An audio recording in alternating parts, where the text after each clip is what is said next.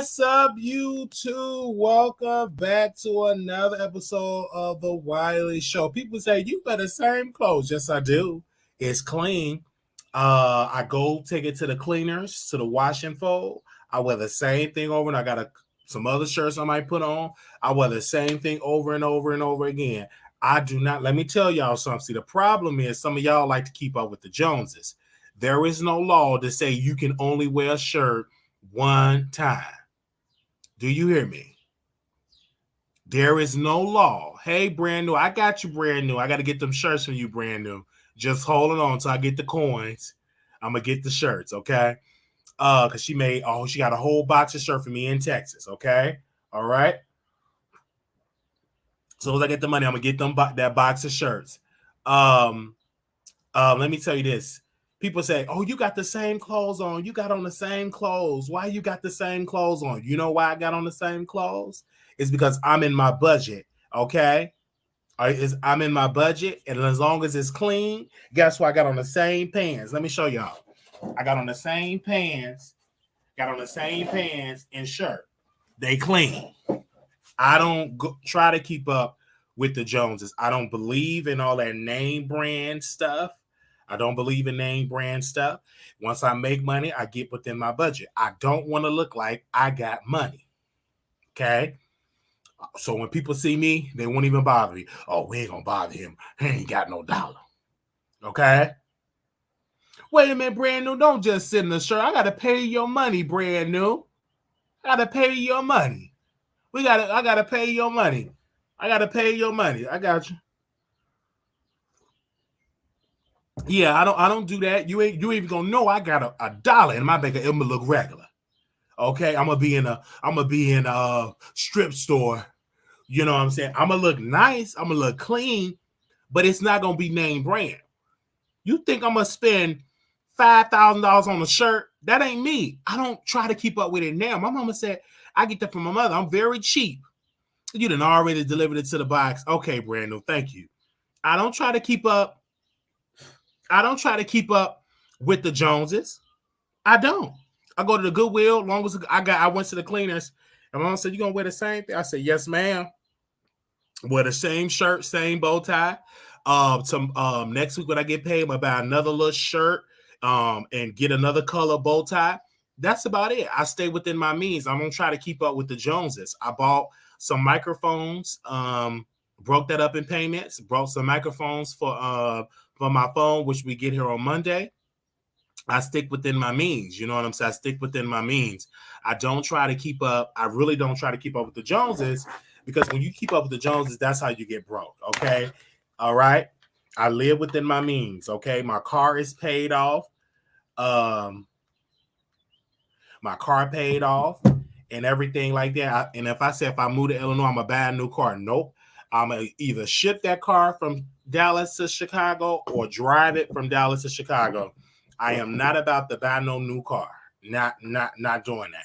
Unless, you know what I'm saying, unless I want to. It all depends on, unless my note is going to be about $200, my note, under $200. If it's like that, $250 max, if they can't match that offer, I ain't getting no new car. Because when I had got that car, my note was about $200. I don't get no car note $300, $400, $500. Not me. I won't get it. Okay, before I get to the lot, I said, is it going to be, or the best I can afford for a car note is the maximum is 200. If you can do that or below, I get the car. To then, I ain't getting it. I ain't trying to keep up with the Joneses. Do you hear me? I ain't keeping up with the Joneses. I'm not going to do that when it comes to things like that. So we are here. Last night episode was so great. We had a great episode. People was calling me a light. Everybody was talking about this, but y'all was mad because I was talking about it. But y'all was calling in on last night. Did y'all get into it, Ross Curry? Did y'all hear that live last night? If you missed that live, make sure y'all go check that live out. It was amazing. It was really, really amazing. I've gotten so many emails, so many texts. Everybody was calling me through the Whitworth. Some Tasha K employees was calling me. Some sources over there were calling me as well. That's what exactly they was calling me. Everybody was like, it's a lot going on. She's highly stressed, and a lot of people over there, they are not. A lot of them went back to their day job because they know eventually she's going to have to let them go. So a lot of them went back to their day job and got other gigs because she's eventually going to be giving out some pink slips. So that's what some of my sources were saying. They did say she was highly pissed. She says she will respond on a show. She haven't responded yet, but we're highly capable of her response, and we will definitely do it when she responds. Okay. So when she respond, we are highly capable of her respond. We talking about Tasha K, because she can't get mad when I cover and do my commentary. And then people say, oh, Wiley is a liar. Okay, let's just say Wiley is a liar, right? Why do you support Tasha K that was liable for lying? Let me tell you how dumb you is. You get me together calling me a liar, and you support a liar that was sued. And I'm such a liar. Why have I not been liable for $5-6 million? I never was sued civilly in a civil court. Not saying I will never be sued, because if you do this well enough, it's a possibility that you would get a cease and desist. You know, anybody can sue you for anything. That don't mean that you're going to win. Do you understand? Okay. So it's a lot going on over there in KB Studios. So y'all better get it together. It's a lot going on with KB Studios. Y'all better get it together over there. But Tasha is mad because people talking about. Of course, they're going to talk about you. Had a beautiful conversation with Lovely T, and I always ask her when I get on the phone because people are shocked. You on the phone with Lovely T? Yes, I talk with her a lot. She answered the phone. I apologize to her, and I'm only sharing this to let people know that I'm not. I didn't burn all these bridges that y'all claim I burned. I talked to a lot of people behind the scene, a lot of leading top content creators that I talk to behind the scenes. A lot of them don't come on the show. That's fine. And I tell them don't come on the show because I don't want them to get dragged by these people, because I don't want that. So just deal with me privately. And I don't mind that. So I had a beautiful conversation with Lovely T, and I said, how do you stay out of the mess? And she said, Wiley, how I stay out of the mess, I stay focused on the clicks and views. I get the clicks and views. I stay focused. Oh, go ahead. At the front door. Okay. I stay focused on the clicks and views. She coming around. I stay focused on the clicks and views. I stay in my lane. I mind my business. And she told me out of her mouth, she said, you're going to have to be careful befriending people on YouTube. And she said, as a woman, it's difficult to get on sometimes to get along with another woman. You may be different because you're a man, but she always said, be careful who you attach yourself to, because if they feel like you're getting more press in them, they will feel some type of way. And I said, thank you for that, because that's why I don't do it now. Just like it was a YouTuber that was begging to be on Two Man a Lady. It was a YouTuber begging to be on Two Man a Lady. And we were thinking about bringing him on Two Man a Lady. And it was two things that made me say no to let him be the man on Two Man a Lady. Number one, he had some very serious allegations touching on minors, watching children, adult, material. And it was very serious allegations. And I told him, I said, I can't attach myself to you and bring you on the show because you have some very serious allegations and you're just laughing and joking and you're not taking it serious. I'm like, if someone's saying it about you, you need to send that brother a cease and desist. You shouldn't be trying to laugh. You shouldn't be trying to connect. You shouldn't be trying to kiki. That is very serious. And I told him, I said, when Brother Michael, Armon Wiggins' friend, when he was saying those things, we sent him a cease and desist. And that's the first step. Anybody know when you're getting ready to sue somebody, you send them a cease and desist. So we sent him a cease and desist. And the reason why we did not sue him, because he said he would stop. And we told him, and my attorney said, if you don't stop, then we will continue. We will advise Mr. Wiley to go through with a civil lawsuit. Even though we have to sue you in federal court, we can do damages. I had to get my anxiety medication, stuff like get my psych meds adjusted. So we have a very strong case to sue you because it put very harm because you can't prove and the things that because he said something. I ain't gonna tell you what he said. We'll say it if he bring it back up because he was saying something that was clearly was not true, and we was ready to sue. But when my lawyer told me how much money we have to come up with, I was like, okay, we can do it. And then he didn't really have nothing, you know what I'm saying? Didn't really have enough, but you know, that's what it is. Then we, of course, we was gonna sue Mr. Wiggins, you know, because he was trying to attach it and he stopped because we let him know because we sent him to his home when he was renting out that house out there in California. He was renting out a house and everything. Because I'm like, y'all going too far. Because if y'all really want to go there, I will sue you again. You have money, you have the income, you have a brand, and you know what I'm saying. So if you really want, and then he disses himself for Brother Michael because I have lawyers. You know what I'm saying. It's companies that you can deal with that will give you a referral to other lawyers as well. Every content creator should have an attorney to put on a retainer that you should work with, right? Because we was really close to doing it, and then of course my audience will donate because this is really good clicks and views, and it's a good cause. And so we was definitely ready, you know what I'm saying? And then they kind of bagged up over because we ready. We don't play no games over here. We will sue you in a heartbeat. I'm not Larry Reed. All right. So that's how that happened. So you have to be very careful. So this particular person, he has some very serious allegations. We could not attach ourselves to the brand. My producers and stuff, we said we can't have him on there because he has these very serious allegations. Then I get a phone call because of his behavior of how he was acting about Monica and trashing Monica and how he dissed Monica. Now, Monica didn't tell me not to do with him. She was just telling me her experience. And that's all she had to tell me. And once she told me her experience of how he was trashing her and dissing her and degrading her and hosting a funeral for her, I said, I can't deal with him. And once I was known that he did it, I said, I can't deal with anybody like that. That do with somebody that I love. I said, I can't cooperate. So we blocked him on all social medias. We blocked him on Station Head. We blocked him on Instagram. We blocked him on YouTube. We completely blocked him. We won't put his name in the title because, you know, we moving forward. And the reason why I'm not going back and forth with anybody like that, I only go back and forth with people,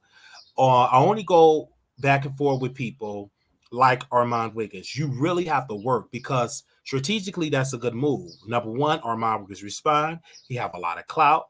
He's in reality television. He's on his way there.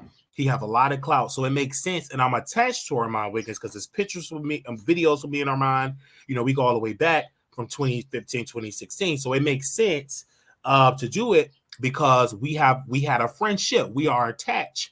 Our brands are in some cases are intertwined. So that's why we go back and forth with him. I don't go back and forth with everybody. Now, when it comes to Denai, Denai is a new content creator. He's on Clubhouse. He just texted me because he's suing Sean David Way. Once he filed that lawsuit, we will cover that. I don't mind giving people publicity if it makes sense. I'm not just talking about him just to talk about him. He's actually suing bloggers. Like number one, Michael sued him. That's Armon Wiggins' friend. And now Denai is suing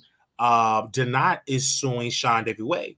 Because Sean David Way had some serious allegations, and we're saying that Denai did OnlyFans and he did this. It was just so many allegations that Sean David Way had said about him. So give me a quick second. Maybe I can read some of the allegations. I didn't plan to do this, but Denat did text me something because he have a GoFundMe page up. So give me a quick second because I wasn't planning on doing this. Well, give me one quick second. Let me read these allegations of what Denat is doing this. And I will call him, but I'm live on my Instagram. So give me one quick second. Oh, child, these bloggers are suing. Okay, let me go to my community wall. So if you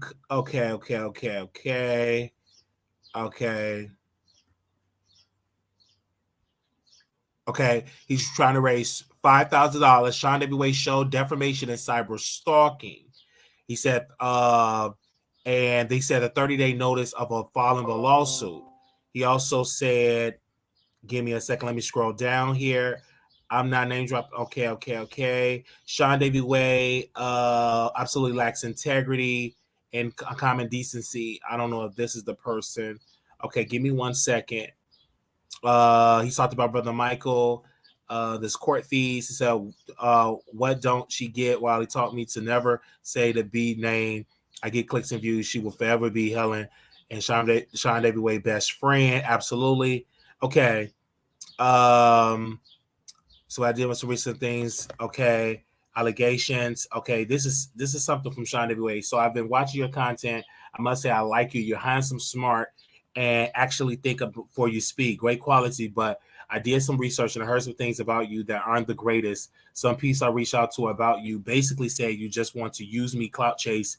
And I'm not saying it's true because you seem like a great guy, but I can't rule it out. I want to generally work with people. I'm thinking of creating what is that? Creating what? Okay, creating a panel and wanted you to be the first. So I'm concerned about you, so I don't know. I hope you clarify and we can work together. And that was Sean Wiley reaching out to Denat. They said the same thing about me, but this is how I roll. If it makes sense, I would work with you. I don't care if you get clicks and views. You're supposed to get clicks and views, right? I will work with anybody. And I think that with the particular lawsuit that's going to file with Sean Wiley, I think it's very interesting. Someone sent me a video, and they were saying that this is Sean Wiley in an OnlyFans video, and I don't know. It didn't look like him at all. So I don't know what they're getting with this. Why is they coming at Denat? I thought Sean Wiley was cool with Denat. I'm kind of confused. So I need all the details, and maybe you all can DM me of why he want to sue Sean Wiley. Give me one quick second. Okay, give me one quick second. Hold on. Let's do something really quickly. I have to log out of Instagram. Let me call him and tell him to hit the. I don't know if he's live right now. Okay, give me a second because I don't know, and I will have him to call into the show. Give me one quick second, you guys, because I don't know. So instead of me trying to guess, let me get to the source. Because I'm guessing. And let me get to the source. Because I'm trying to pick the pieces up. Okay. And okay, hold on. Yeah, I'm trying to get to the source because I'm trying to understand what the lawsuit for. Because I'm trying to do you want to hit the link and tell me where to give us the sleep period? What you're trying to say? Like what is it for? Oh, it's all on the GoFundMe, correct? So it's on the GoFundMe page, the description. It's on there. Okay, let me click on there and read it. Okay, I just want to know. I'm gonna read it on there. Thank you. Okay, I'm gonna read it right now and let them know. Okay, I just want to know. Okay, let me read it. Okay, so it's on the GoFundMe. So let me click on the GoFundMe. Okay, give me one quick second. Okay, I'm clicking on the GoFundMe page. Okay, Sean Wiley Show, defamation and cyber stalking. He's trying to raise $5,000. $200 was already raised. This is what it is. Okay, hey, my name is Denai. I'm an accredited actor, independent journalist, a YouTuber who finds clever ways to educate, entertain, and teach people about critical thinking. When I gained a following, the defendant attacked me. The defendants have significantly hindered my income. The short version. I have been targeted by known scam artist Jaguar Wright Johnson, official kingpin Sean Wiley, Vermeer and co-conspirators, the defendant, defamation, cyber stalking, harassment, conspiracy to violate my rights, commenced behind the scenes on around February the 6th, 2023.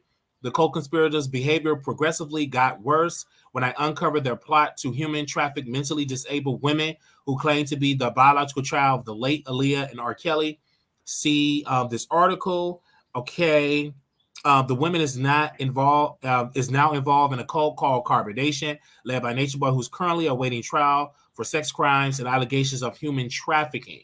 The co-conspirator claimed falsely that number one claims I have HIV via Patreon app, Stationhead app, YouTube to thousands. Two claims I openly admitted to having HIV and AIDS, herpes, and syphilis. Three claims I am not an accredited actor. Four claims I collected money from clients. What you looking for, man? Water right there. I collected money from clients while misrepresenting myself as a licensed attorney. Five claims I sold copyright material which hindered my business for 21 days. Six claim I defrauded my YouTube fans with fake life stories and more. Their obvious lives and have easily been debunked by public record before the conspiracy allegations and self-doxing of medical records. The co-conspirator claimed they said these things and knew that they were false. Anticipatory. Okay, I don't know how to pronounce that word. He used some big words here. Challenging me to sue me. Don't worry, the conspirators do this to many people, and I intend to once and for all stop their campaign of cyber stalking, ultimately get justice. Join me in our battle. This is for the sake of YouTube creators. The money collected in this campaign will be used on legal fees. Long version. Oh my gosh. I am every bit the man I claim to be, flaws and all. I'm a guy who come up from the streets of Florida to become an entertainer and a truth seeker. I tell it like it is. My livelihood, therefore, depends on my reputation. In January 2023, I personally reached out to Sean David Way, official campaign, in regards to cross-promotion and possible collaboration. Both expressed a desire to use my looks, intellect to grow their own platforms.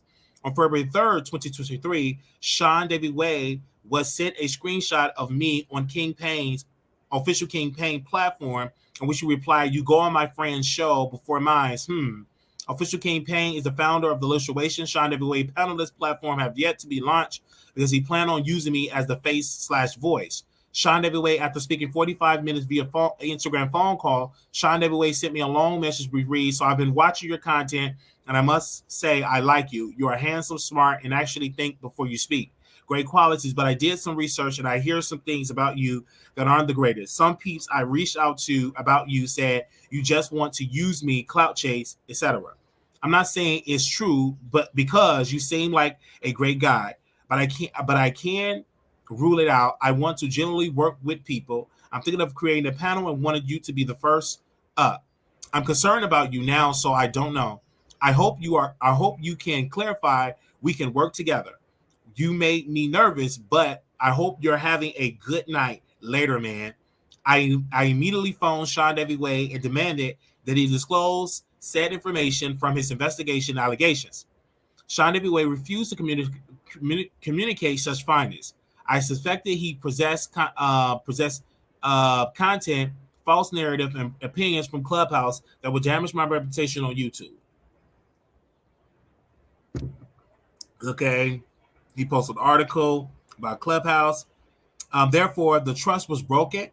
I knowingly and willfully baited Sean David Way into exposing said information and sources. Because I have helped him build his platform, he could have used said information as collateral to control the public's perception of me. Official King Payne. Official King Payne feels that as if I owe him my entire YouTube career. In February 2023, he conducted an interview with a grown man that accused Larry Reed of sexual assault. Without victim shaming, I have questions.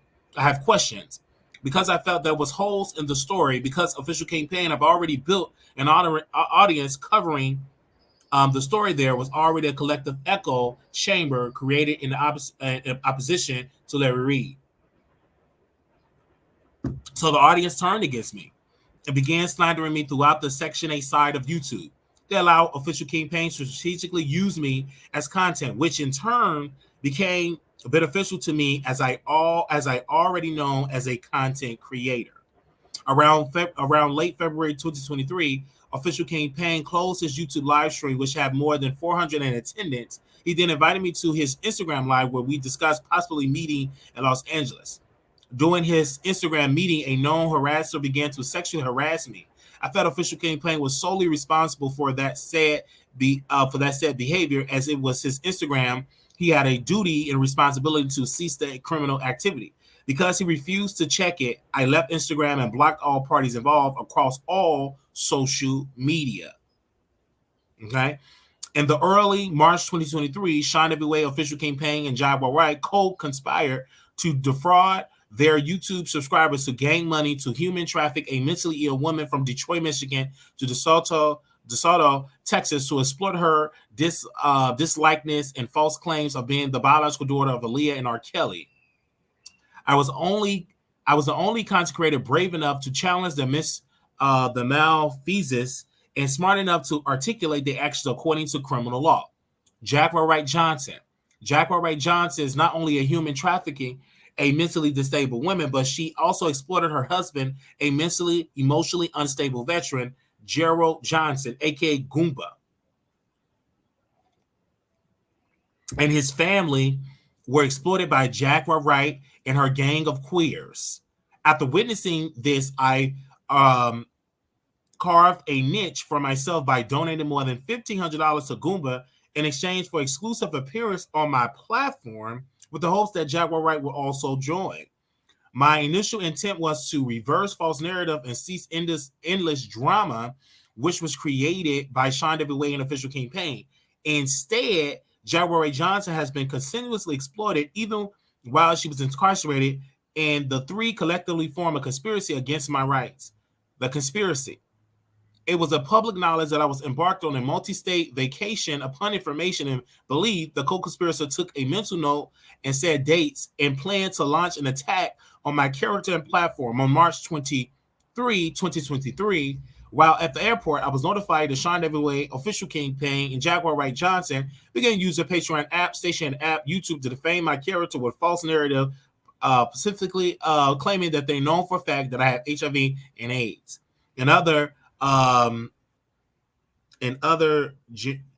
generous statements, they said behaviors caused at least 15 content creators to create spin-off narratives regarding said defamation. At least 50,000 people collectively.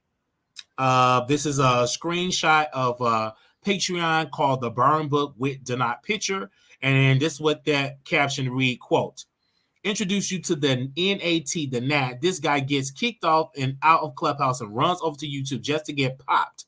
The Nat has been coming in at everyone, a true basic B with no talent. The Nat have recently begun coming for our head public plastic as Shine Everyway and has fell flat. Shine Everyway said he's not interested in arguing with a mentally ill man struggling with his battle with AIDS. Yeah, you heard. Eviction. They won and moved after his fraud case that the state dropped after he completed taking his meds and getting sympathy for having AIDS. Nat said it wasn't a hotel. Nat said it was a hotel when he stayed there, saying it wasn't a healthy living facility. If that were true, then why was the Nat on recording having a lease? If it was a hotel, it closed. There would be no record of him living there. And that was the end of that quote, end quote. This is another video that was released. I took a screenshot of that. Everybody want to effing know, deny. I'm homeless again, kicked out of the new house. Jaguar Wright Johnson told her following of 24.4 thousand subscribers that have HIV and AIDS were referring to me as Do AIDS. Official campaign with 20.9 thousand subscribers. I only reposted the family content on his Patreon, but he repeated it in at least 15 YouTube videos. Official campaign and Jaguar Wright Johnson also abused the YouTube and DCMA copyright strike system by filing a total of 19 false copyright strikes against my platform as a way to silence me while entertaining thousands with false narrative that I have HIV and AIDS. Additionally, because of the co-conspirators acts, I was unable to access my YouTube platform for 21 days. I lost momentum, at least $4,000 in expected ad revenue and fan funding because I had exclusive interviews planned around the hottest narrative in this particular sector of YouTube. The co-conspirators plan to break up my monopoly and have me banned from YouTube. Okay. Further, YouTube sent official campaign notification that they plan to reverse all 19 false copyright strikes against me if he did not pursue legal action against me within 10 days. Official campaign electronically filed a small claims action in the state court, hoping to go back to the judge Mathis. See the YouTube video. However, because copyright is a federal law, Official Campaign filed a federal lawsuit against me for criminal copyright infringement on a fee waiver, which was denied. Official Campaign also failed to pay court fees in a timely fashion. Therefore, the federal district court will toss the lawsuit any day now. Moreover, YouTube did reverse all 19 copyright strikes while informing both myself and Official Campaign that one of our platforms will be deleted, given a final judgment in the copyright lawsuit. Denied uses YouTube for entertainment purposes to practice improv comedy to get comfortable in front of the camera. Jack Wright, Official Campaign, Sean Davy-Way, on the other hand, have been on YouTube for more than 10 years collectively with no reputation to protect and little to lose by defaming a man who does.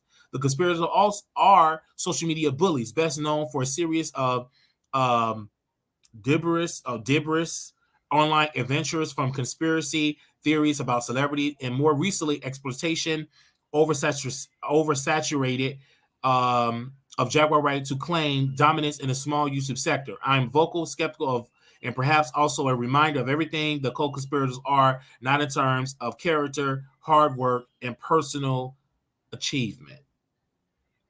Okay? Wow.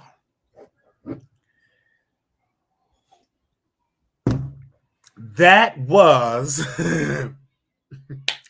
long, but I understand he's laying out the foundation. I believe that the Knot is going to sue them. I believe that Official and I believe Sean Davy-Way did not research the Knot. I did. And one thing that I found in my research about the Knot, that this brother was filing motions, were winning in court. He was winning so good in court that they found out that he was not a licensed lawyer. So they filed charges. The prosecutor, they filed charges, criminal charges against him for acting as an attorney. And so he had all these counts. So if you read that article, you can just run to YouTube. Oh, he's got arrested. He's a criminal, blah, blah, blah. But if you keep reading, all of those charges were dropped. Okay? All of those charges were dropped. He completed a program, and that's not on his record. Now, when it comes to the whole HIV, the AIDS Foundation, I'm not clear on what went on with that situation. I couldn't really find no articles to give me a clear understanding of, or the court documents of what really went on. And I can hear his side, but I'd rather read it in court documents of why did they evict him? What was the reason? Did he pretend? And then again, I'm not mad at him if he did that, because I personally feel like just because you have HIV and AIDS, it's unfair. This is my personal opinion. You can get mad at me that why can't you get a free apartment? And here I am, got clean bill of health, don't have HIV. I'm struggling, and you mean to tell me where's my foundation that's going to give me an apartment because I need help too. I think that is sad that we are giving free apartments to people that do have HIV and AIDS and not to people that don't. I think it's unfair that we give it to one group and not another group, because you mean to tell me that they can get it up? I have a friend here in Chicago, he get it paid by the government, and yet he can go, he's still escorting. You understand what I'm saying? But yet he got a good apartment, spacious apartment, a beautiful 1-bedroom apartment, paid by whatever services, whatever through the health department, whatever the AIDS Foundation, it's just free. And I think that, still out here having unprotected sex, not protecting himself, and yet still have a free apartment, not telling people that he have HIV, and still he get to come to the South Side and have a free apartment. And here I am, work my ass off, you know what I'm saying? And difficult to really hardly check the check. I'm above water, and I'm looking to get some help. But you mean to tell me I need to let somebody bust it wide open in me, or me get, HIV and AIDS? So you mean to tell me if I become positive today, I give me a free apartment? You understand what I'm saying? I just don't understand that, right? Maybe somebody from that organization can help me understand. But you mean to tell me that if I become positive, I can go get a free apartment? I can get a free apartment paid by the government? I'm just saying, but what about Pookie and Ray Ray that don't have HIV? Can they get a free apartment? I'm just make that make sense, because last time I checked, I don't think that you're disabled if you got it. I've taken care of plenty of people that got it. They're more healthier than me. You don't even know unless they tell you. And you mean to tell me I can understand you got it and you blind, deaf, bound to a chair. I get that. But if you could walk around like me and do it like me, what the world is going on? I mean, to me, that just don't make any sense. Somebody will have to make that make sense to me. Because you mean to tell me all I got to do is get the H, the I, the V to get a free apartment? So I'm not going to deny if he did do that to get a free apartment, because I'm not going to diss him because he's smart. I mean, it's the AIDS Foundation. You didn't go to jail. They had to evict him. I mean, why not? It's plenty of people that's on that program that probably don't have it to get a free apartment. So I'm not going to, I think he's very smart. If he did it. And I say, okay, people say, well, he do have it. Who gives a darn? I've had sex with plenty of people that had HIV, and I'm still negative. As long as you're taking your PrEP, as long as they're taking their meds, you're good. You know, or as long as you put and wrap it up, you're good. But I can't get in here and say that I never had sex with a person that wasn't positive. Yes, everybody that has sex with, I'm going to automatically claim that you're positive, because you don't know unless y'all both get y'all blood tested, unless y'all both, get tested regularly. You really don't know. So I go into the bedroom. It's a possibility. So that's why you protect yourself. That's why I take my meds. When I say meds, my PrEP, and I get tested regularly. And I take my vitamins.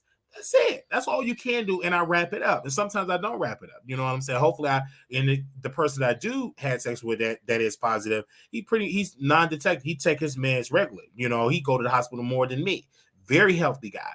When I get into it. So I'm just saying, just be safe. And whatever you do, be safe, be aware, and be safe. But I just think that's very smart that he did it. If he did do it, I don't know, because I didn't see the court documents. I'm just going by what opinionated said. I can't understand the words she said, because she talked about the story today. Then she talked about what happened to her in the military. She can't stay on subject. I can't really listen to people on Clubhouse because they begging for cash apps and cussing and dragging. And you got about 55 people on the panel. So it's no clear narrative or what is the documents to prove that he have this or he don't have that. Now, I will tell you, it's dangerous to say a person have HIV and they don't, because all he got to do is get a medical records, get a blood test. And if it's a negative, then you liable. That's the situation that happened with Tasha K. She kept saying that Cardi B had herpes. When she went and got the test, she didn't have no herpes. So you have to be careful. You have to be. I could have sued Bishop Melvin Cartwright because he said of the church that I had HIV and AIDS. He said I had AIDS and HIV. He asked me, "Do you have HIV?" And we're telling people I had. I said, "No, sir, I didn't have that." And then I went to the hospital later on that day. I was one in my right mind, but I make sure y'all give me a HIV test. They gave it to him. I was negative, been negative all my life. Never was positive. And so you have to be very careful with that. And even if I did have it, you can't, why would you share it as a preacher? Anyway, that's just a whole nother story. But anyway, you can't be going around town telling somebody that they have something if you don't have proof. Because if they want to be petty and sue you, you're going to have to prove that what you said on your show, that they actually have it. If you can't prove it, then you could be liable and up into the hundreds of thousands of dollars. And if they play their cards where if they get psych doctors, that if they get medical bills, if they get lawyer fees, then you could be in a hole for a lot of money. That's what Tasha K. That's why the team over there came in there and they came and took her stuff, because Cardi B became her creditor. You know what I'm saying? I've known plenty of people that have HIV and work jobs, 2-3 jobs. You know what I'm saying? I mean, I'm in the community. And people need to understand, if you take your meds and take it faithfully, you can live a long, healthy life. I've took care of people that was in their 80s, almost in their 80s, right? That was HIV positive and thriving, so you can thrive. But if you're irresponsible, I've had friends that was very irresponsible, didn't want to take their meds. It was one particular friend, didn't want to take their meds, didn't want to take it, and they did. They didn't want to take it. And I kept asking, I said, why don't you want to take it? I don't want to take it. And they kept living a very ruthless life, wasn't taking care of, smoking weed, doing drugs, and they did. And I've lost a lot of people. I can name a list of people that I've lost in Chicago that they were irresponsible. They didn't take their meds. And then their family, they say, girl, what did they die from? We already know what you died from and everything. Like, even your family, you were just very irresponsible because you didn't want to keep up with your appointments. And it's difficult because when you get on drug, most of them, they get depressed. And instead of them getting therapy, they go get crystal meth and cocaine, or particularly crystal meth. And then when you're on crystal meth, you're doing sex. You rarely going to the doctor. You rarely take your meds. You rarely doing that. And then you die. You know what I'm saying? You're in the hospital, you just dwindle away and die. And it's so sad. And you don't have to. It's avoidable. Take your meds. Don't, be healthy. Take your vitamins. Work out. Healthy diet. You can live a long life. But if you out here reckless, don't want to take your meds, and get addicted to crystal meth, it will take you out. I've lost friends. I've been in funerals. I've been there, and I've seen it, and I've known it, and they did not comply with their doctor. And I got one particular room. I was with a friend. I saw him in Mercy Hospital. He was in the hospital room, close to death. We had to put on gowns and everything.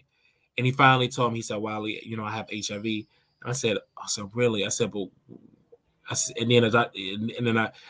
but were you taking your meds? He was like, no, I wasn't taking my meds. I said, but why? I just didn't do it. I said, you have to do it if you want to live. So he came out. By the grace of God, he got well. And then poof, he went back and not taking his meds, living a fast life, wasn't taking his meds. I get a phone call, he dead. You got to take your meds. And I was shocked. I said, wow. I said, he didn't listen. Take your meds. It ain't hard. You know what I'm saying? Because if you on PrEP, and you take PrEP every day. Sometimes I forget, but see, that's different. But if you have HIV, you can't be missing 5 doses, 10 doses, 20 doses. You can't. You know what I'm saying? You cannot do that. You cannot. You have to take it every single day. And take it every single day. And there's no purpose. Just take your meds.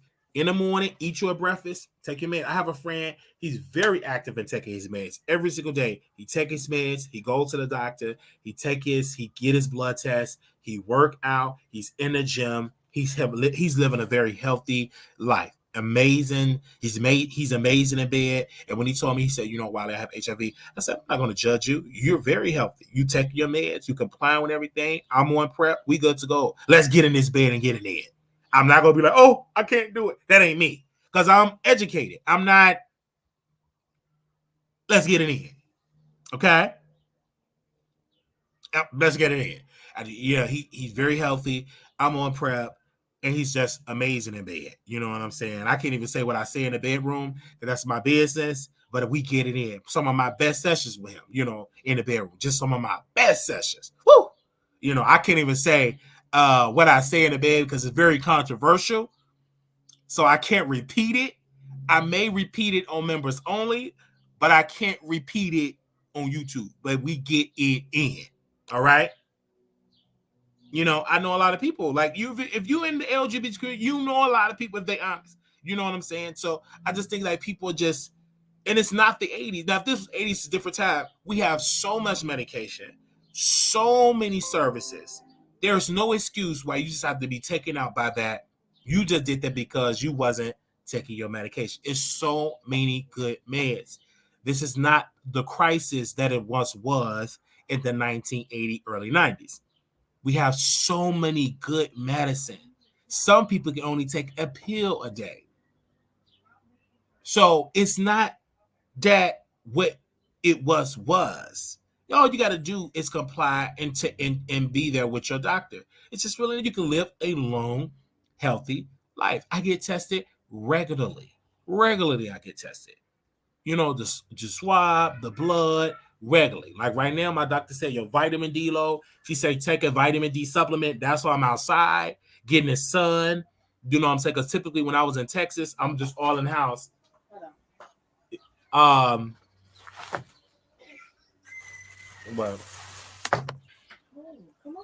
I'm just all in the house, so I wasn't getting all that vitamin D. So I'm outside, much better. I'm not as tired because I'm in Mother Nature. Mother Nature is key to get Mother Nature. You know what I'm saying? And every day I take my supplement. Well, I started today.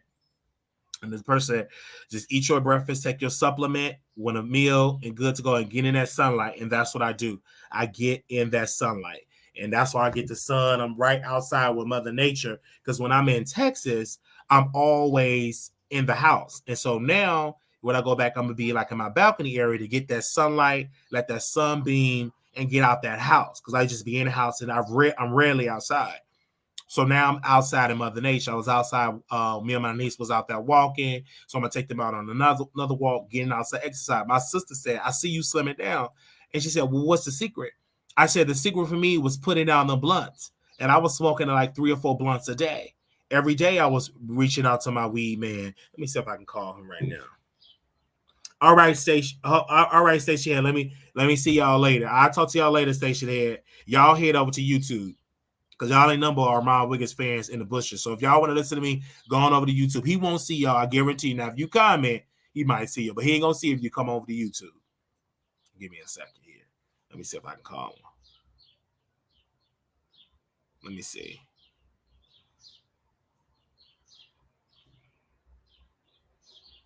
Oh, no, that's the one, my Chicago weed man. He texts me every day. Give me a second. I be high, and that's why I had a lot of sex. Once I cut that out, I don't be as horny. Yeah, y'all didn't know it because I never spoke on camera. Once I was off on YouTube, most time I could come on YouTube, I was so high. But I stopped that. Once my doctor said, cut out that cannabis and it will cut your appetite down, I did exactly that. I smoked about 3 or 4 blunts a day. My sex buddy will come over. Sometimes he'll roll up. And sometimes he won't be able to come over. Sometimes I didn't even know how to roll. I would pay somebody to roll up my weed. He would roll about 4 to 5 blunts.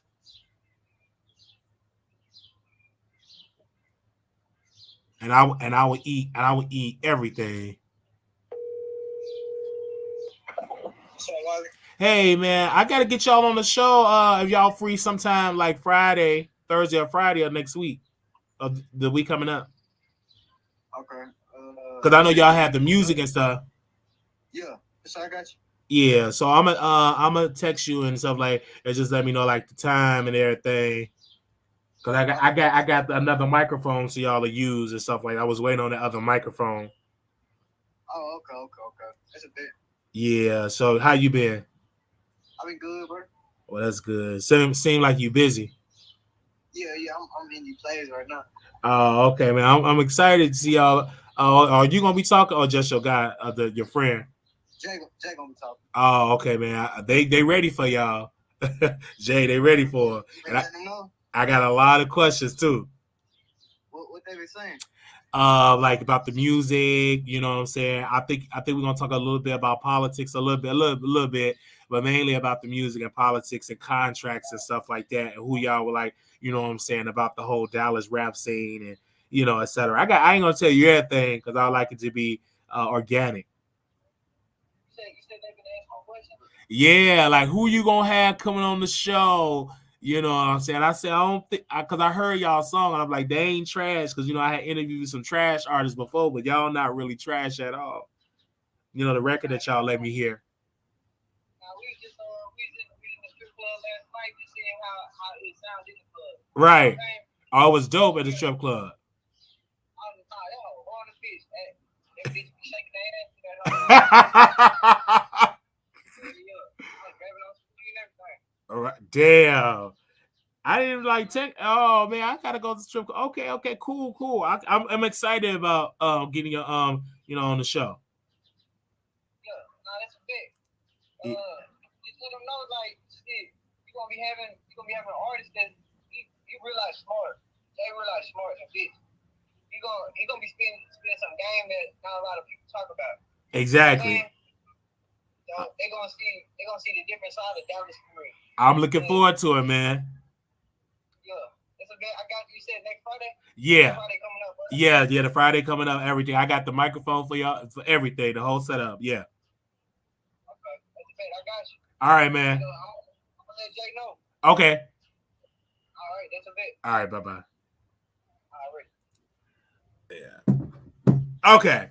So we got thugs coming, all type of people coming in. And let me do a little story time. So I came up to the door right in my boxer briefs, and I guess he was like offended. He was like, man, make sure you put on some clothes. I'm like, oh man, my bad. Not really my bad, but my bad. You know what I mean? So I came up to the door with my boxer brief. I came on with my boxer briefs because you know what I'm saying. I that's how I walk around in my home in my boxer briefs. So he's like, your friend to come over on the show. So it's gonna be dope, man. It's gonna be a good show. But that's how I gotta get back to Texas. I will actually be doing an interview on Thursday in Texas, and then I'll be right back in Chicago. Okay. All right. They said you did that on purpose. Not I did that on purpose. Anyway. So stop all that noise. Y'all see I'm live. As soon as I get live, I just want to do all that. Okay. So, all right. So let's move on to the next subject. I just had to open up with that piece. Oh, wow. We talked about that for a whole hour. So let's go and get into our subject.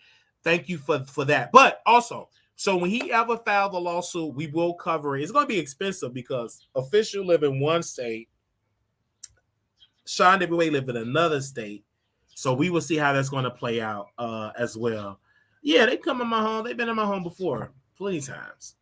So yeah. You let them fellas come there. Yeah. So we will have that on members only. Members only. No, it depends. It depends on how we gonna have that. How we gonna have that live. It depends. Yeah, it depends. It depends. I may do it members only, or I may do it public to the public. All right. But yeah, we gonna have a dope show. Okay, we're gonna talk about politics. We talk to street dudes.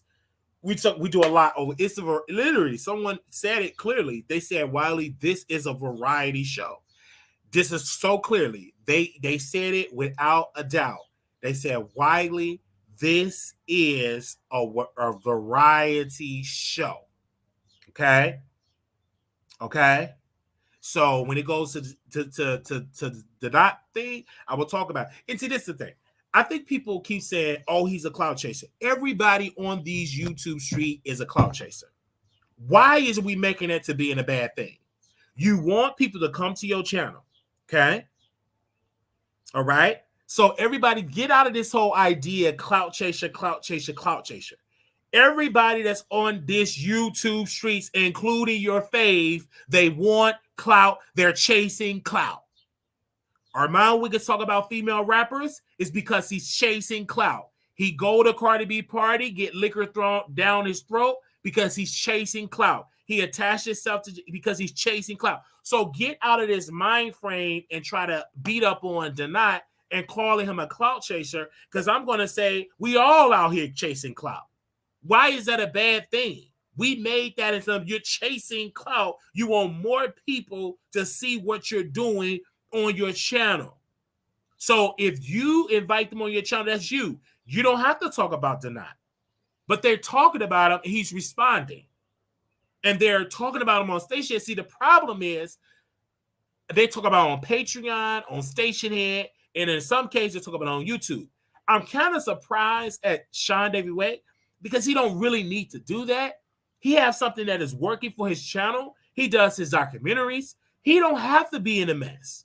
I think he want to be in a mess Because when he go live, he don't get no numbers like the live. He get most of his breaking numbers, most of his breaking views when he does his documentaries, when he posts his documentaries. But when he go live, he just get his regular live numbers, right? It's not that much compared to when he talk about B2K documentary, Wendy Williams documentary. When he do the documentaries, he gets his mass views. And people keep saying he can't be trusted. I don't trust nobody on these YouTube streets. I don't trust nobody.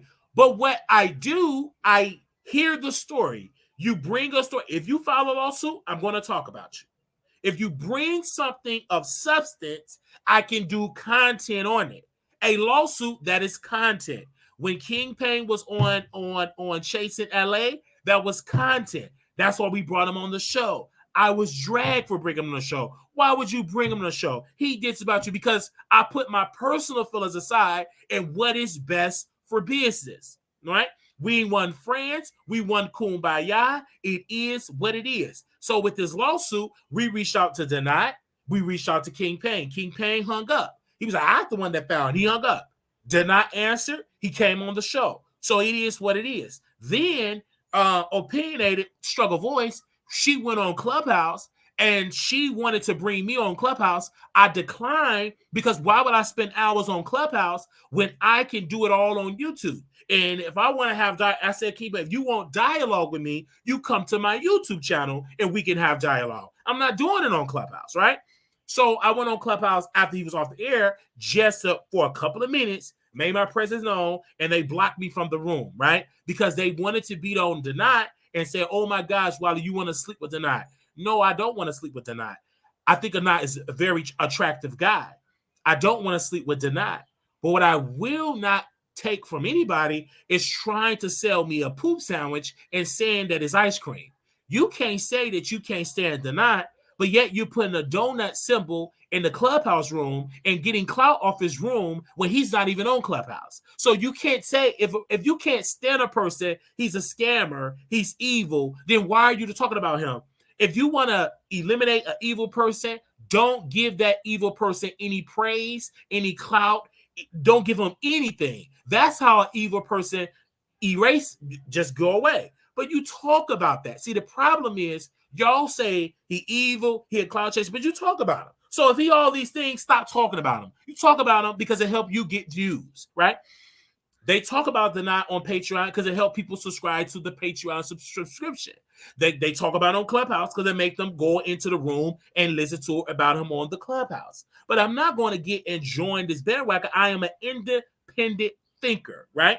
Me and Denat, I don't agree with hardly with anybody 100%. He have his own ways of how he want to do on his channel. I have my own ways. But I will talk about this lawsuit that he have with Brother Michael. And I also, once, if he filed the lawsuit in a defamation court, right, for defamation against Sean Dewitt, I'm definitely going to talk about it. I don't care if he get clicks and views. If he does, congratulations. I think it's great. We need more black people eating on this platform because white folks eat all the time and they making millions. We just make pennies compared to what they make. Do you hear me? Okay. Somebody said, stop your food. He doesn't want to deal with you either. You're just a clout chaser. I am a clout chaser, but you're watching. What is that so being so wrong? New me? Know me. I'm chasing clout.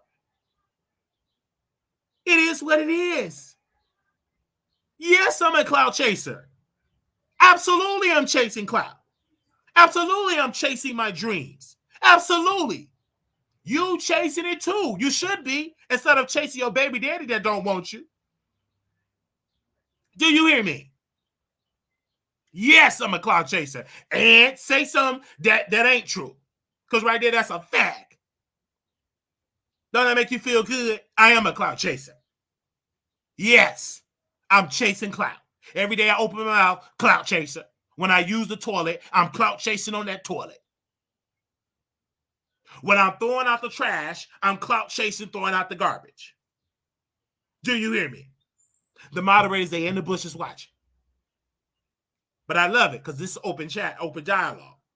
So this is what I do. I chase clout. I am a clout chaser. I don't hide from being a clout chaser because that ain't nothing negative. That ain't no bad word. Man, please. I troll and chase clout. Next. Anything else you want to say? I troll and chase clout. Anything else? Because that ain't nothing negative. Y'all want to make it something, but it's not. So somebody said literally every single celebrity walk on earth is a cloud chaser. That's what they get into business for. You get into business for this is the internet. You have a show and you want people to watch you.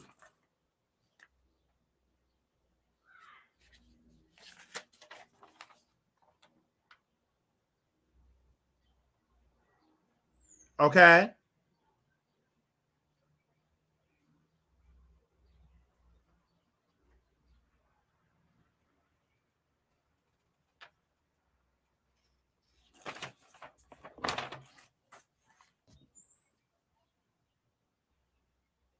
Do you hear me?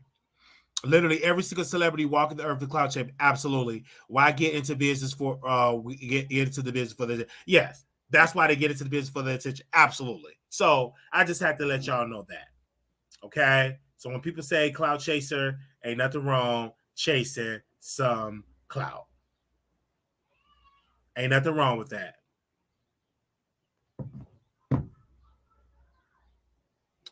Let's move into these topics. Okay.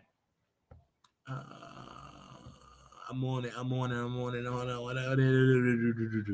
We got a lot. We got 1, 2, 3 topics today. Been kind of dry, so I have to scrape up these topics today. Okay, let's talk about Salty Santana. So this came up in my timeline. And Salty Santana, of course, I don't know why he did this with his big self. He decided to post and flirt with NLE Chopper. Okay. So he decided to flirt with him. And he said this. Let me click on it and see what he said. He said this, NAE, please, okay, take it off. I'm aggravated. Okay. He said that on his post. So everybody is dragging Saucy Santana. So let me get into the post. See, it goes down in the comments. So this was on the Shade Room. Somebody said, laughing my A off. Okay, that's a good comment. Let's scroll down. Somebody said, you need to find the highest bridge and you know what to do. Imagine being that disgusting.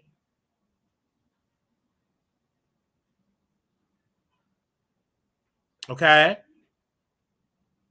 Then it said, so disgusting. He's a straight man. He don't want your hanging balls. You a man. It's such a problem, but you got your straight A here. Okay, that's it. Okay, let me scroll down to the most likes. Social media get wilder by the second. Let me scroll down. Y'all cannot read. He said, take it OnlyFans. OnlyFans, not take it off. Well, you should have said OFF. You can't get mad that we take it. And most people gonna say take it off because you know what you meant. So y'all can go on with all that. Oh, he meant say, oh, we meant, and you still OnlyFans is getting naked and all that stuff. You still flirting with a man, and that's why you're getting dragged.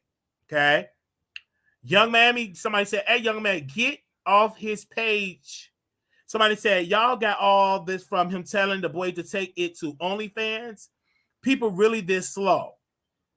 One thing about Santana, if you let him shenanigan Shannon once, he's going to shenanigan. Nobody can read. I read it in his voice. I'm cracking up. Okay. So people is dragging it.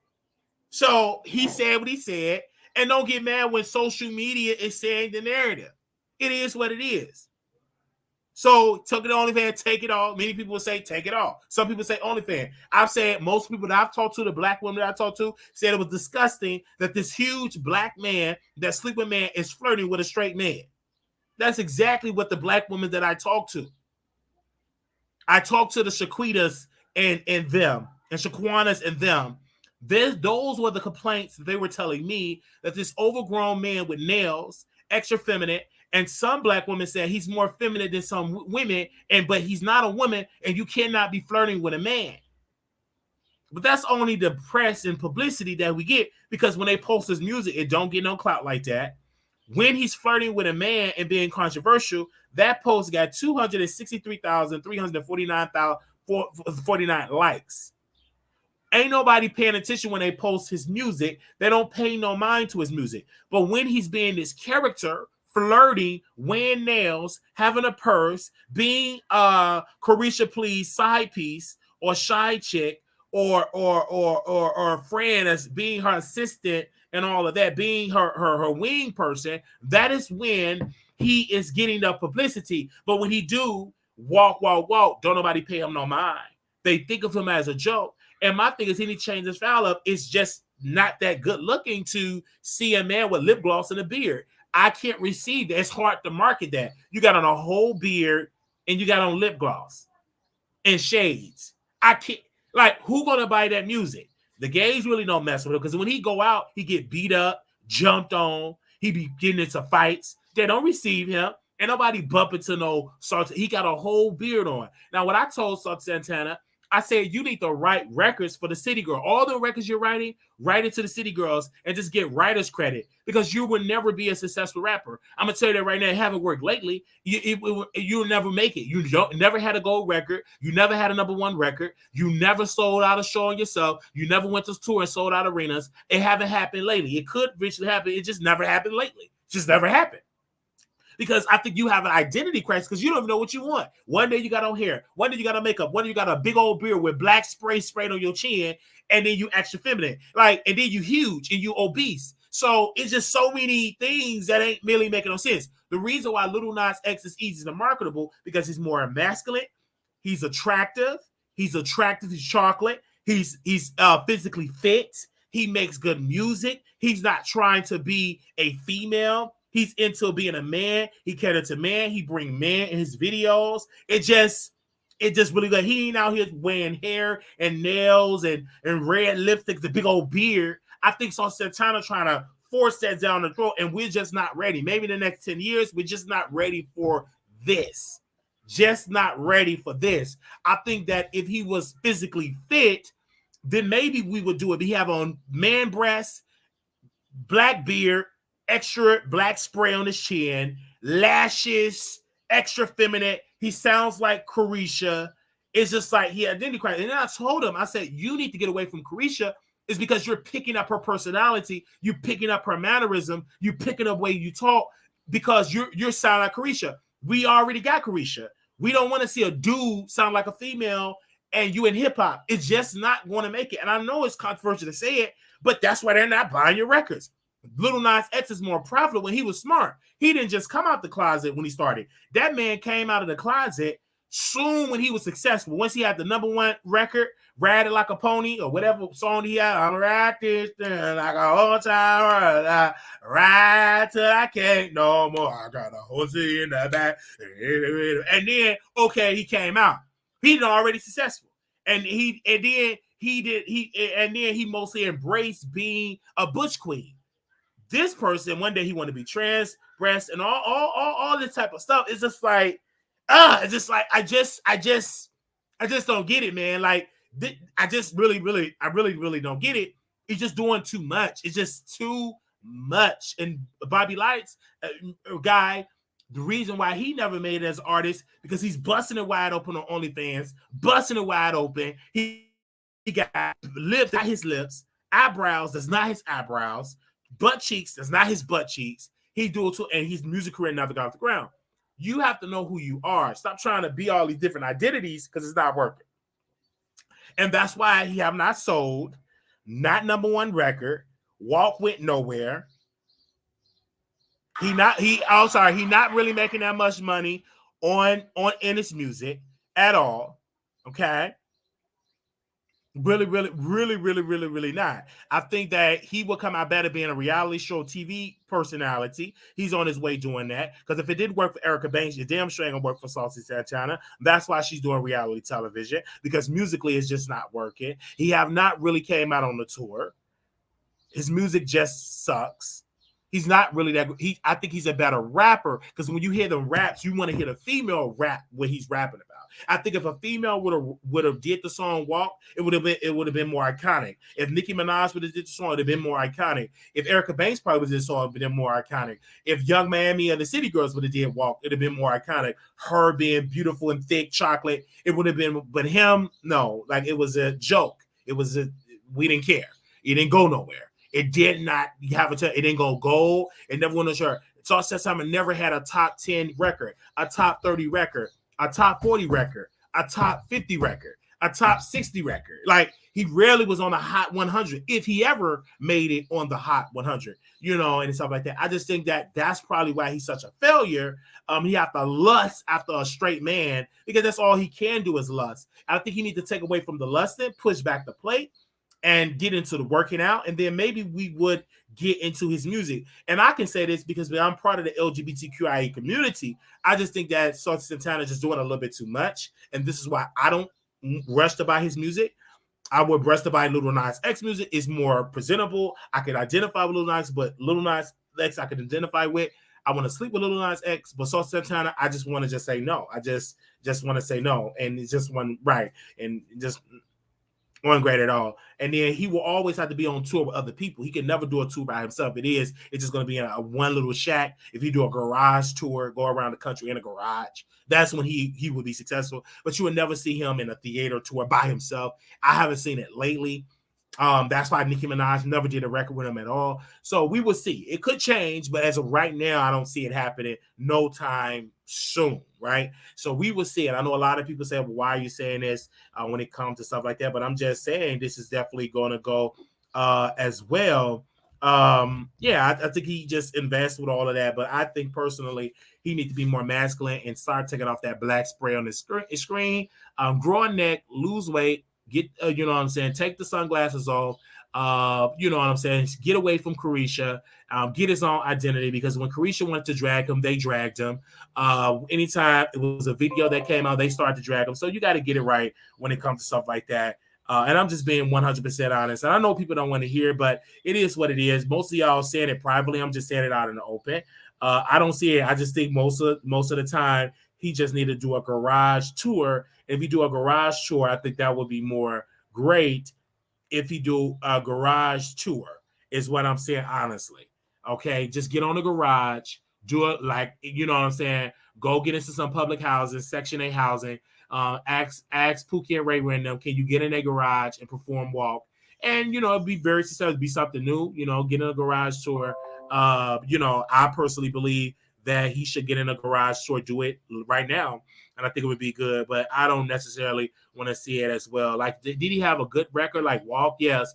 Like Walking Like a Dog, Walking like mostly if a female did it, it would if Sukihana would have did them same records, it would have had more clout.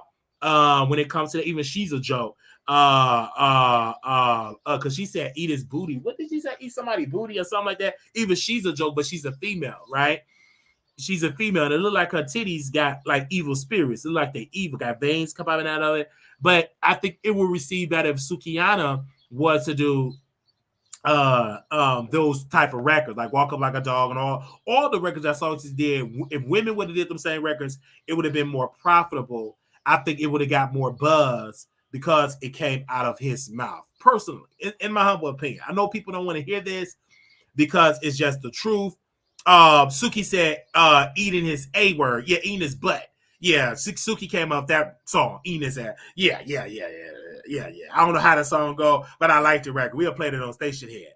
Thank you. So I like that. I think that would have really worked. And Suki, I don't think she's that good in bed, because anytime somebody that over sexual, her yoni is probably trash. It's probably, and she probably just want to do missionary, and it's probably stank down there. Probably even all, it probably smell good.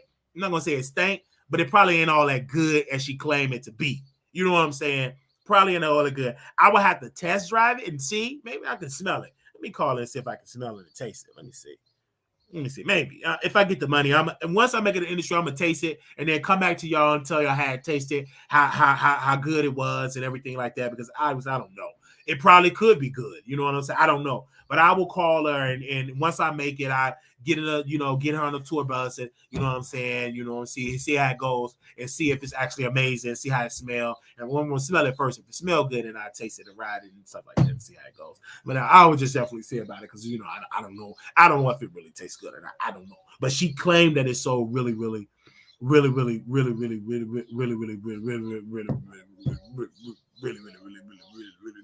But one of my friends, she was, let me call her because she was talking about somebody P word, somebody coochie was thinking.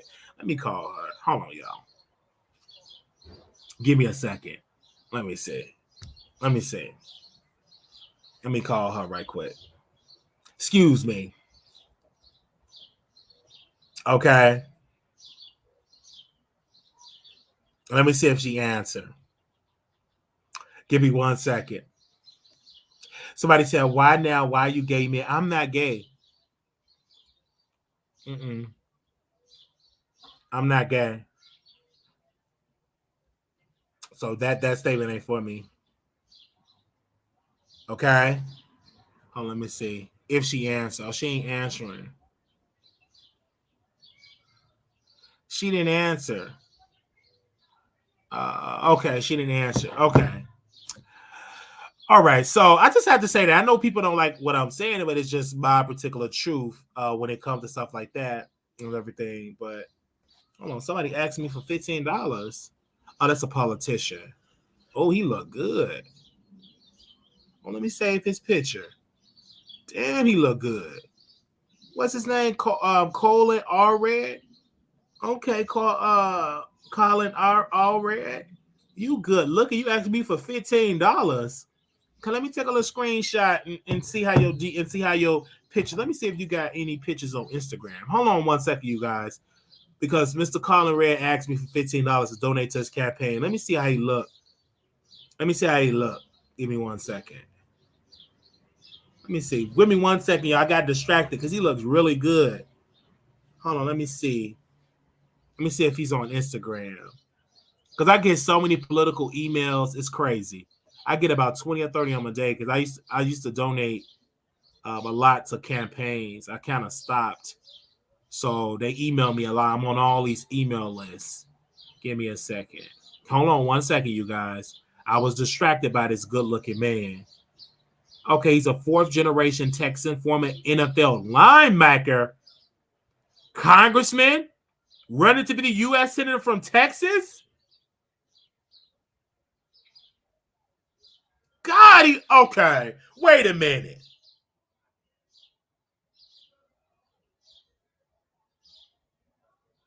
He look good. Hold up.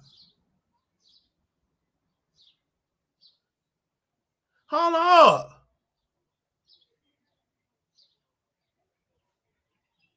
I don't mean no harm. Wait a minute. I'm going to get into his policy. Okay.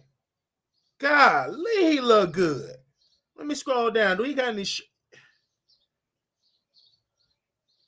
Okay, he married to a white woman. That's to be expected.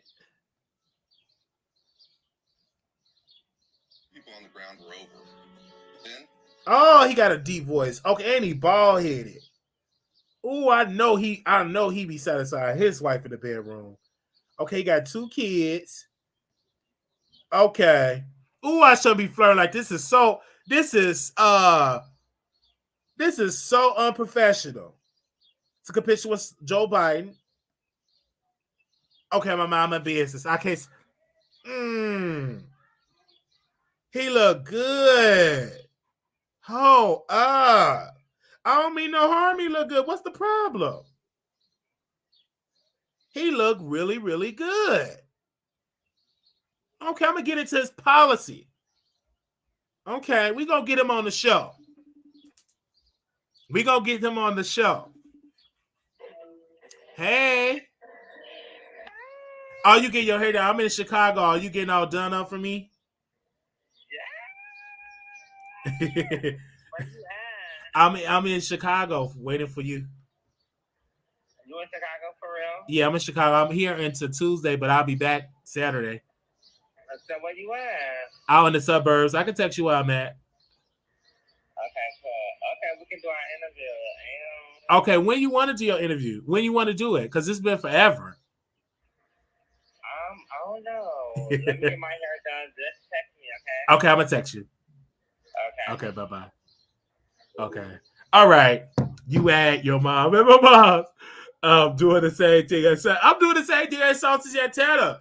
But I ain't got on no nails and no beard. Anyway. Now I'm such a hypocrite. I just called out Saucy Anna. And here I am flirting. I just called out Saucy Santana. I ain't mad at Saucy Santana. I would have flirted with NFL, NLE as well. I ain't lying about that. I would have did it as well. So I ain't mad about that. Okay. Oh, her phone number disconnected. I was trying to call. Okay, I was trying to call somebody. He looked good. Oh, man. He looks so good. He looked good. Okay. Okay, new subby. Enjoying the content. Thank you, Bunny B. Okay. You better. Let me see you walk. Wow. Okay. Let me get into these comments. Okay, I'm sorry, I was flirting. Let me tell you, Bunny B. On this show, you're gonna get everything. This show is not we have a show over here. It's a roller coaster over here. So shout out Bonnie B. Interview booty call to one. Why you gotta say it's a booty call? Really? A booty call? No, I gotta pay her, so it ain't no booty call for her. All right, let's move on. Okay. Blueface. I want to say first and foremost, black man, when God made black men, he made leaders. He made kings. We are the creators of this world. He made us out of his own image. When you see a black man, you see God. And Blueface is just an awesome black man. A lot of people beat up on Blueface because they are used of men being weak. Blueface is a very strong, powerful man. And it was a woman that he was allegedly supposed to fly to a hotel and they were supposed to have sex. But because he ghosted her, she got upset in her feelings. First of all, Blueface, let me tell you how a good man he is. Blueface paid for the flight. He paid for the hotel due to the fact he have multiple holes. I personally feel like he just had a whole conflict. And the whole conflict is you got one of your holes getting off work, and then you got another hole in the hotel. So you can't be in two holes at once. So he had to make a choice. And he decided not to go to the hole in the hotel. So with that entail, that doesn't make him a bad person. Claudia Jordan, a older black woman that is in her 40s and 50s, probably in her 50s, she decided to criticize Blueface and said that why are women so obsessed with problematic, toxic black men? First and foremost, don't try to speak for all women. Certain women love thugs. When I was watching the gospel show that was on WeTV, Dorinda Clark, her daughter married a thug. And her daughter said, I love thugs.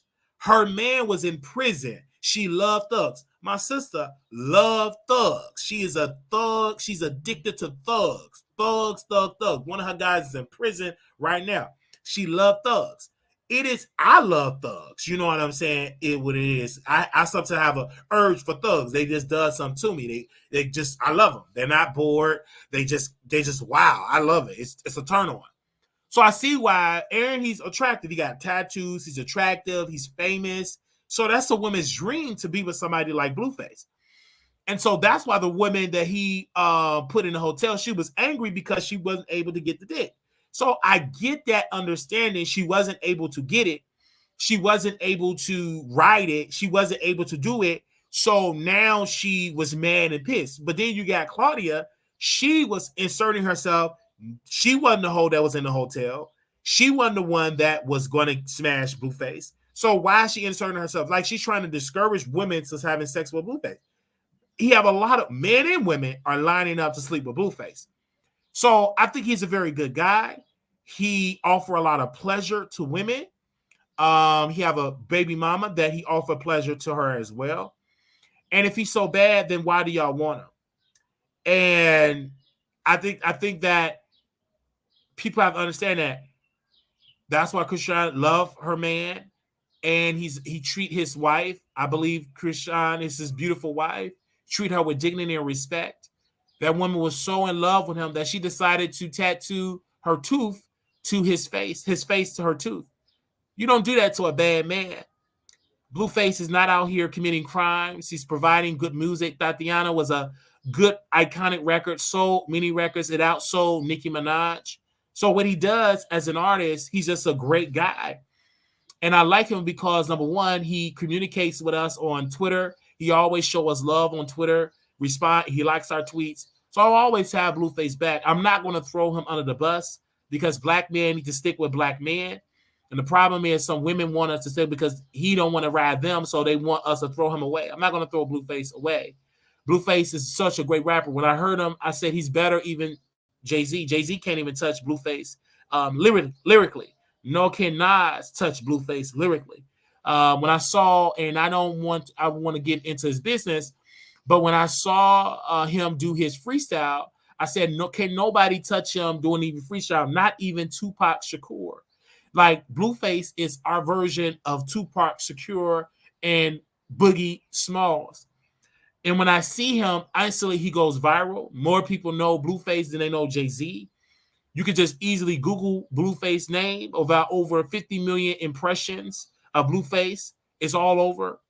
He's the face of the Zeus Network, a platform that get about $20 to $30 million a month. He does this. Anytime he sells out arenas around this world, people all over the world don't even speak English as their first language, but they know Blueface. And so I would never get out here and throw him away and trash him because that's the problem. Black women want us to trash him, some black women, right? But I'm not going to do it because I love my brother. I would not do it. When I watched Blueface and Krishan show, I saw two people that was in love. And I saw that he fought for her hand. And when he decided to stand up to her father and defend himself because the father decided to get wild with Blueface, and Blueface showed him that I am a man that's going to defend my woman. And when he said these golden words on his Twitter, I'm her daddy now, I instantly fell in love with that masculine energy because he stood up for his woman. And the problem is with Claudia, she was obsessed with trying to insert herself. Claudia have never been the same ever since Michelle Alien said she was a colorist. And she said that she is a colorist and that she was just dissing and talking about dark-skinned people. So she never been the same. But to Blueface, I've always showed and gave back to the people in the projects, gave back to the people in the hood, always giving back and also helping his community. He helped on a political front, encouraging people to vote, encouraging people to support their people. I love that as well. He's showing that who I am. I'm a great guy. Though I'm not just going to be committed with one woman. Sometimes I will give love to my baby mama because her yoni will crave for this peen. He does that.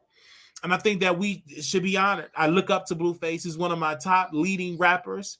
I put his picture to my wall, and every time I look up, I said, how can I act like Blueface today? Most women respect you more when you pick up a Blueface type of personality because women are attracted to masculine energy and everything like that. I was talking to my tattoo artist, and I was just afraid of getting a tattoo on my face and on my neck, so I respectfully declined to do it.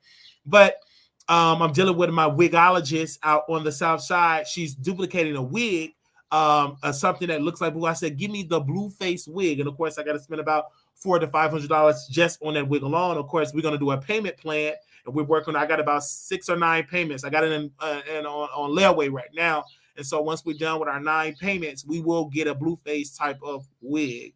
I would love to meet Blueface in person. I feel like we don't talk about male rappers enough. I'm obsessed with Blueface. I'm obsessed with his music. I feel that Blueface is the type of brother that will always be respected. When his mother made Blueface, she made a king. And I love that about him. And I love that when we get into his music and get into his quality, into his heart, and to his soul, I see that in him, that he's such a good man. He's just misunderstood. And I think that the society, because it's so dominated with female energy, they always kind of criticize Blueface and say these type of negative things. But I'm a brother, and I stand by Blueface. I stand by my brother, and I will not throw my brother away just because you want me to throw him away. And one of my favorite songs from him is Moonwalking and The Calabasas. And then when I go out there and I listen to another song, I was on my Spotify account. And Spotify is so much better than Apple Music. It's just better. And I was listening to Outside Better Days. And it was just something with that record that really, really, really spoke to me. And when I listened to it, then I got into Hello. And I got into that record as well. And it was just touched me all down in my body, in my soul, down in my muscles, and everything like that. And so when I got into the song that he made, Outside Better Days, and when it said they scared me to come outside, they tell them boys they better pray. Tell them boys stay out the way. Tell them ain't nobody safe for my mama on my gang. We're going to put it in their face. Yeah, they scared to come outside. Niggas always running right in day. Niggas know we swap it out and later until it hurts. Then ain't no mercy. Just that you hear the church up in my verses, because that's just how we raise. Fuck them. I murk them. God said ain't nobody perfect. Lost a little brother, hide the hurt. Push up on the other side. Put all your shirts. I clean the blood off my Jesus piece. Jesus, please say there's a heaven for a real one. I had to smoke them. Make Moses had to kill one. Do it for the bills. I swear this shit is getting ill. They said to come outside. Niggas know we stepping right in day. Niggas know we stepping now and later until it hurts. That ain't no mercy. They just how we made. You hear the church up in my verses, because that's just how we raise. I ain't pray for these. It's just so much. And so when I heard the lyrics and I got into the lyrics, it literally just said he's just a lyricist. And so he writes his records, and very, very good records. And we love Blueface, and we will support Blueface. And I think we need to support him more out here in society. And I think that he is such a great artist and such an awesome artist. And creatively, he's just everything so well. And so in my close about Blueface, I feel like Krishan, she should always be about her king. And one thing I love about Krishan, she's a very intelligent Black woman. She's very strong because she's not getting swayed by public pressure to leave Blueface alone. Before Blueface attached to her, she was a struggling person out there in the street. She became a superstar, attaching herself to the Blueface brand. He spoke life into her veins and life into her lungs. And so when she walked up in the streets, everybody know her as Blueface Girl. When she stepped on that stage, when she rhymed and rhymes, she speaks from the heart, and she fights and dance. And when we see her, we always see that is Blueface Girl. And I love that because she is producing a seed, a prince to be, or a princess to be. We don't know. But I love that she is who she is. And I love that he spoke life all the way down to the thighs, to her kneecaps, all the way down to her ankles. I love that about Krishan because she's standing by her man. When her man say jump, she jump. When her man say sit down, she sit down. When her man say take a lie to take the test, she's taking a lie to take the test. She's very respectful. She's wise. She listened to her man. She ain't so masculine. She's stepped into her feminine energy. She's not out here trying to outdo her man, outshine her man. She's right there in the corner, standing by the side of her man, and I respect her like that. And so I want all people like Krishan And all women should look up to her because not only is she is a great entertainer, she is a leader. She is a leader out here in these streets. She's encouraging little black boys and little black girls to aspire to be something great. That you can grow up in the hood, you can grow up in a broken household, and you can become a superstar on Zeus. So I say this from the heart. Don't allow anybody to talk negative about you. You have to look at Blueface Krishan and say, yes, I grew up in the hood and the projects, but I can be like Blueface Krishan and be a millionaire. And people can watch me and talk about me and listen to my music and see my music videos. And that's why I love Krishan and I love Blueface. And I will continue to see that a woman serving a man, a woman honoring a man, a woman standing up when a man president is present. She stand up and she respects him. And I love that. And so I would never stop supporting the love, the embrace, the heartbeat with all of that. Krishan, tooth, no tooth, all of that, heart upon heart, love upon love, intertwined in the bedroom. Child is conceived. Thank you so very much for taking time out to listen to me sing. Thank you. And so I don't want to get emotional, but when I say this, I say it from the heart. So when I see them, I hear birds chirping. When I mention their name, the birds are chirping to the sound of Krishan and Blueface. So I say thank you, Blueface. Thank you, brother, for being wise. Thank you for being great, and continue to fly out women and give them in beautiful hotels. See, the thing about that particular woman, she did not say and try to discredit Blueface, but Blueface put her in a beautiful hotel, gave her a beautiful room service, and put her on a first class flight, not Spirit, but Delta first class. So thank you, Blueface, for being a good man. Thank you. And so we are going to we are going to go to the next subject, but I just had to say that. And I know a lot of women in here is in their feelings because they never had a man to be on television with. They only got Pookie and Ray Ray. They're on television, you know.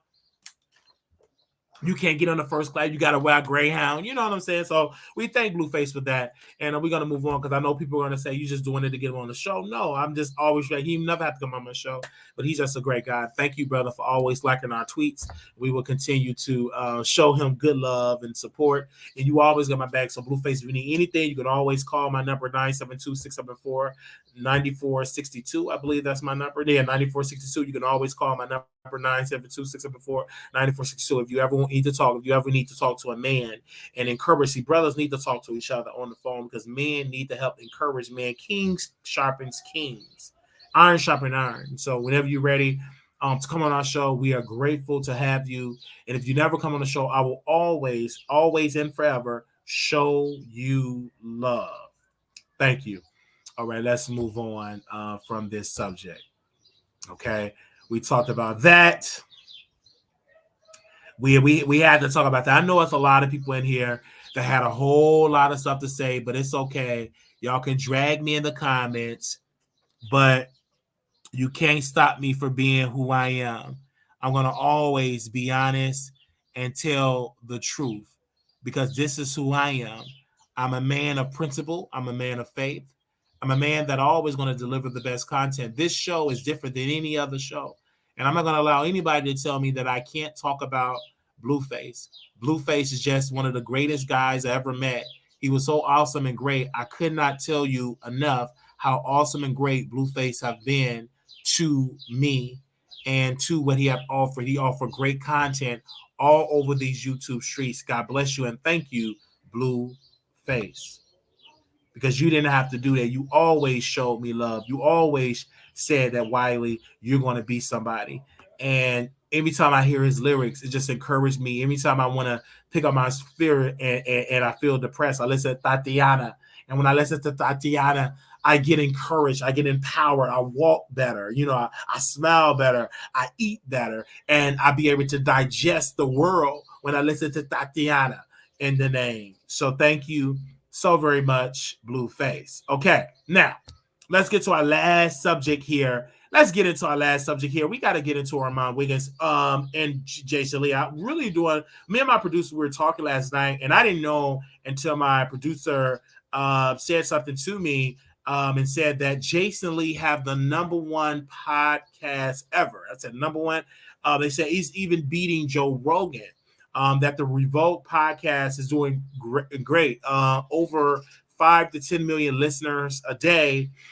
That the Jason Lee podcast is doing on the Revolt television show. He's on average getting about 3 to 4 million people to watch him on the Revolt show. And I think that's an honor, and I think that's great that Jason Lee is making moves and doing such a great job. And I talked to a lot of people over there in the social media streets about that. Jason Lee is just doing well. And so when I looked at the numbers, because, I have to verify, when I looked at the numbers, that he's definitely surpassing Drunk Records and Tasha K in the ratings. We definitely have to look at the ratings of Jason Lee on Revolt, and I just want to mind my business. I don't want to, make anybody feel any bad. And of course, one of his videos got over 300,000. He did another show, got over 2 million. He did another show that got 9.5 million on Revolt. He did another show that got about 6.5 million. So he's just doing really, really, really good over there on these YouTube streets. And so he just surpassed Armon Wiggins, because we went over to Armon Wiggins' Tarot channel. It's just really a flop. We went over to Tarot channel, very flopped. And then we went over his music. He only made $1,000 on his music, meaning that he didn't make no money, just $1,000. It took him months, maybe about 5 years to get $1,000. So you could just imagine that making music is just stupid now, because you just making music for fun, but you don't make no music to be rich. Because that brother posted something on his community wall, and I do want to read it, and I don't want to make him feel bad, but Jason Lee don't have this problem, but because he make millions on Hollywood Unlocked, and Armon Wiggins just made a measly little $1,000, and he paid more money to do deposit your check video. He spent thousands, almost $10,000 to just do the video, only to make $1,000. So he definitely want to read what he wrote on there. Who is that? We definitely want to read what he wrote, because he only made 1,000. Okay, give me a sec. He only made $1,000, and we just want to mind our own business, because that's what he made. He only made $1,000 in his music, and we definitely want to read it. He made $1,021 in his music, right? 3.5 thousand. See, people will like it, but they ain't streaming his music. They ain't streaming it. He said this quote: "Only sharing this to inspire." How does it inspire? You only made $1,000. I don't feel inspired. I feel like praying for you, because this is just pathetic. Never let the fear of public scrutiny stop you from doing things you want in life. People talk ish, call my songs a flop. It is a flop. All the time. It's a part of the game. While this is not much, it ain't. It's only 1,000. The fact that I was able to make $1,000 on my music is amazing. Thank you so much to those who streamed and purchased, even though who criticized me. It was a major flop. So let's get into these comments. A Connection TV, I always wonder if you were standing strong mentally with all the hate you receive online. But where were you at, A Connection TV? You a black man when he was dragging black women.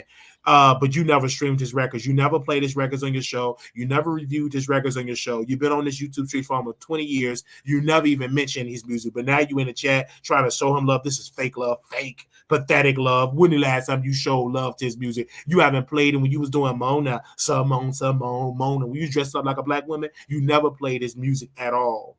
Never played it. Not one time. Not of all the shows you did. You did hundreds of shows, and you never played Armon Wiggins' music in it. Never played it. Never reviewed it at all. Okay? It takes a strong mind to carry through. Congrats on all your success. That ain't no success. That's a flop, buddy. You are doing big thing. How's that big thing? $1,000 when he making you. That ain't no big thing. That ain't nothing. That ain't nothing. $1,000. That ain't nothing, honestly. So, AKX, you could have kept that comment. You just did that for clout because you want him to be in one of your movies, but he ain't gonna be in one of the movies for free. You got to pay him. He ain't like the rest of them girls you get on the movies for free. He gonna have to pay him. So somebody else said this.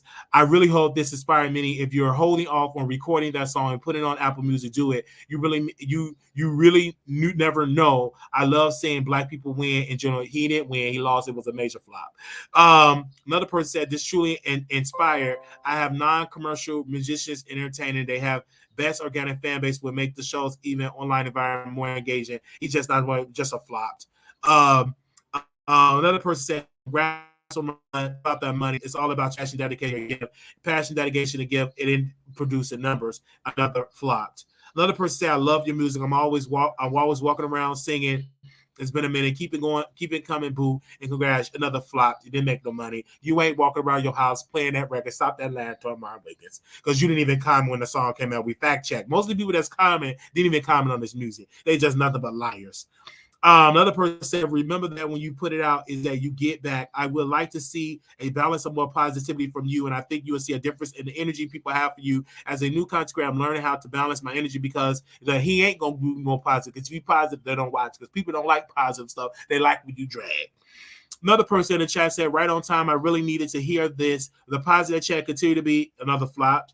Another woman said, when I said on Twitter that I listen to your music, which is a lie, went on her Twitter account. She did not never post that record. She lied, and she knows it's a flop. Somebody said, congrats, I'm actually a fan of your music. It's really a good music. We went to verify. We did not see him. I'm sorry, we did not see this black woman, the one that's holding her hand on her face. We didn't see her comment on there, so she lied. Another flop. Another man said this, you're a star, Armon. I've said that from the beginning. You have something these other bloggers lack, star quality. With that, $1,000, that ain't no star quality. Star quality get millions. He only made 1,000. He not even a cloud. He not even a cigarette butt. Another flop. And Sir Carrie, you didn't even comment on his music, so you lied. You know it's a flop. Let's move on. Another woman said this, I love your music. Keep it coming. I'm excited to hear what's coming next. No, you're not. You're not excited what's coming next, Tiffany, because you didn't even go and comment on his music. There. I checked all 5 of it. I didn't see your name nowhere. So you lied because you know it is a flop. Mary said, congratulations, Armon. I will not care how much it was either. I love the song, Deposit Check. It motivates me. Well, if it motivates you so very well, Mary, why did you leave a comment on that? You didn't leave not one little comment on that at all. You know it is a flippity flop. Another person, imagine Chris said, I love your music. I bump it on my trunk daily. I've been here for a long while. Look forward to your videos. They cheer me up, make me laugh, and keep me entertained. Went over there, sister. You look really good. You look like you got on a long wig. Went over there, checked to see if your name was on them videos. It was not on them videos as well, because you know it was a flop. Kiki said, you really do inspire me. I love that you take a hand in anything you like to do. I myself have many interests and hobbies. Seeing someone like you do many things would be great. It's amazing. Keep doing your thing. I also look forward to your videos and want to see you continue winning. All the music videos that he posted and all the music, we did not see Kiki at all, left not one comment because she know it was a flop. Let's go to the next comment here. Treasure Man said, I love your music, emphasis on music this day and age.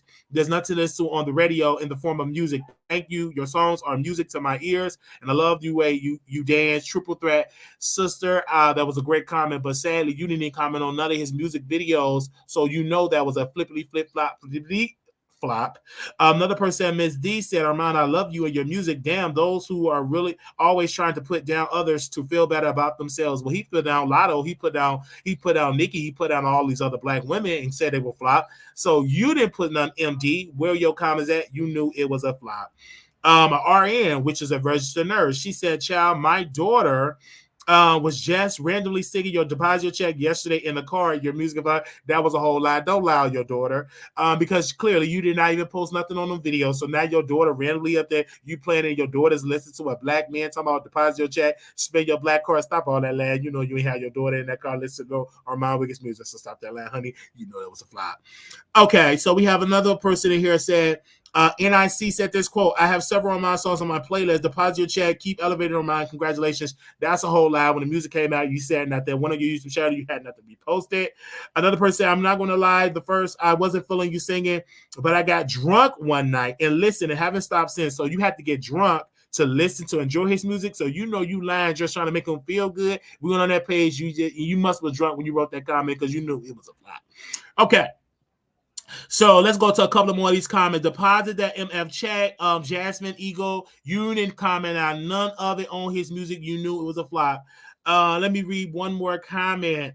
Deposit check as a supporter, new content creator that's been watching you from some years. I love seeing your growth. Say it all year. You just trying to get clout for your YouTube channel. But when I checked all that new content, you didn't review not one of his songs, but you love him so much, you knew it was a flop. flop. Okay, so these are just facts. You know, it flopped hard. It go nowhere. Never went on the charts. Never went on the independent charts. Never went on Hollywood Unlocked. Never went on Bottle Alert. Never went on the Shade Room. Flop, flop, flip, flop. Even when Nicki Minaj, we shared it, Cardi shared it didn't go on the views. He only made 1,000. So their own fan base didn't even go watch it. I'm just being honest because when he said that Lotto was a flop, that don't nobody listen to Lotto, I guarantee you that Lotto on her check, it was more than $1,000. Because this man said he's the voice of female rap. I'm the voice of Armon Wiggins music. I'm the voice of independent artists. And I can tell you right then and there that Armon have flopped really hard. If this was Nicki, y'all would have been dragging her, said it was flop. It was a Look Him, y'all would have said it was flop. But now that y'all fans Armon, it's not a flop. He made $1,000. And let's get into it. And let me tell you how much of a sharecropper you have to be to make music, make money on music, because they're not buying his music on iTunes, they're streaming it. So let's get into the views on here. Give me one particular second. I know y'all don't like to hear this. Y'all can call in. I don't give a darn if what y'all say. I'm giving my show, and I can talk about it. He posted. This is probably the game. He did 67,000 views. That was 11 months ago. Okay, 67,000 views. He spent a lot of money on this video. Very choreography. Got 1.7 thousand people in the chat. 67,000 views. Let's just imagine. Let's just say that song was 99 cents. Let me tell you, if you really had people that love you, you had 67,000 people. So let's go to 67,000 times $1. Okay, that's $67,000. They only stream it, and streaming you don't make money. If they would have purchased the record, you would have made almost about 70 grand. So go on and flippity flop flop. These people just comment and they laugh, or really, really love you. It's in numbers. Because you would, if they really, really love you, they would have iTunes. They would have went to iTunes. They would have purchased your music, and that check would have been more than $1,000. That is an insult. You have released that record 11 months ago, and finally, in order for you to get a check from TuneCore, you have to get $1,000 threshold. So you got that $1,000 about a year later. It doesn't make any sense. If you really love Armon Wiggins, like I love Armon Wiggins, I love him dearly. I think he's amazing. I think he's great. I went on and I purchased his music. I spent the $1. Let me one second. Somebody playing music. So hold on one second.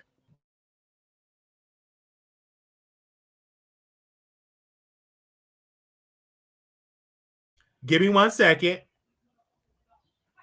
Give me one second. Because I love him dearly. Because we talk about him, but I want to make sure I bought his record. So I'm not the one, so I'm gonna buy that one. I think because I bought the Podzio check. So I'm gonna buy I'm Not the One. Everybody follow suit for me, please. It's 99 cents.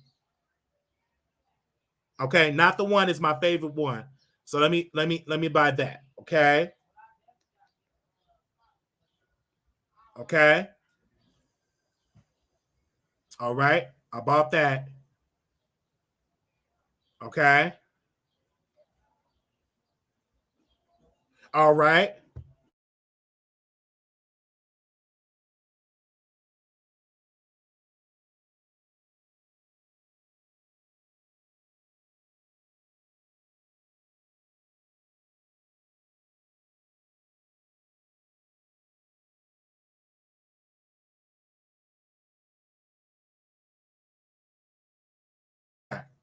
She was playing music. So I purchased I'm Not the One. Everybody follow suit because we talking mess, but I will purchase his music. So that give me I purchase music. So I'm gonna be one of the ones, y'all. You know what I'm saying? We actually purchased Not the One. You go to iTunes, it's 99 cents. Okay. I talk about him. I'm his campaign promoter. I purchased. So when he go live and trash me on iTunes, please okay, Armon Wiggins, give me a second. When you go and trash me, okay, we're gonna get it to Jay Silly in a second. Okay, give me a second. Let's bring them down. Give me the picture with me and Armon Wiggins. Can you do that for me, niece? Give me the picture. Yes, niece. That picture right there. Okay, thank you. So when he go live and trash me and call me a psycho, that I ain't gonna never be nothing, I ain't got nothing. Please add on there that he encourages people to buy the record. Okay, so when he go and trash me, saying I'm a psycho and never gonna happen, I'm a stalker, I'm stupid, my teeth is yellow, I'm trying to be like him, I'm jealous, I'm bitter. Please add in there that I purchased the record. Could you please add that in there? Okay. we're gonna make sure so next month it could be $1,001. So it could be my $1 that I purchased. So just let it be known. So when you go in there and drag me and cuss me out, talk about it ain't gonna never happen. I ain't cracked the code. Obviously, you ain't cracked the code with music because you only made $1,000. Okay. Anyway, so please add that I purchased the music. So when you go there, pretend like you don't watch me. I know you ain't gonna say my name. You're gonna drag me on station here. You're gonna cuss me out. Blase. You're gonna pretend like you're eating. You're gonna be flirting with other men, talking about they got good booty and blah blah blah blah blah, and just drag me for Phil.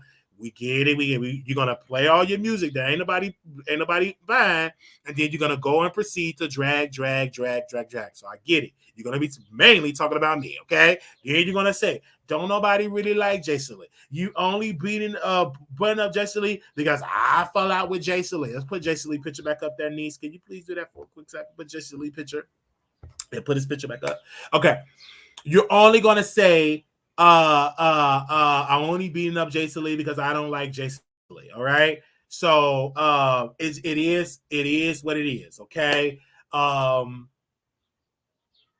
But it flopped. That's a fact. I'm not lying. It really, really flopped. Now, if he'd have made $20,000, $25,000, $30,000, I was like, okay, making good money on audio chat, but it just flopped because Snoop Dogg. See, this is the thing. Y'all say y'all don't like talking about politics, and he don't. Oh, he don't. He don't like talking about politics. Okay. He don't like talking about politics. Okay. Because people stream, it don't make no sense. That's why you have to encourage people to buy the record because you get more money buying the record, right? You don't have to share with no label. You just share through TuneCore. I think you share through iTunes and TuneCore or feed with them, and then the rest of it is. So you might make 80 cents on each record. Hopefully you make 80 cents or 70 cents.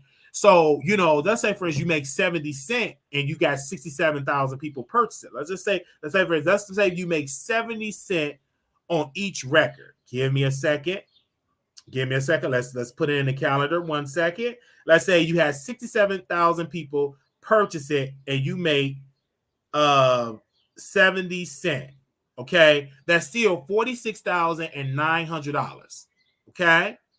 That's good money. If you just make 70 cents and you had 67,000 people purchase it, and you make 70 cents on that record, it would be $46,900. But people are not purchasing the record. They may stream it, but streams really don't care. You have to get about a gazillion worth of streams just to make $46,000, So that's why you should encourage your people to purchase the record and go on a tour.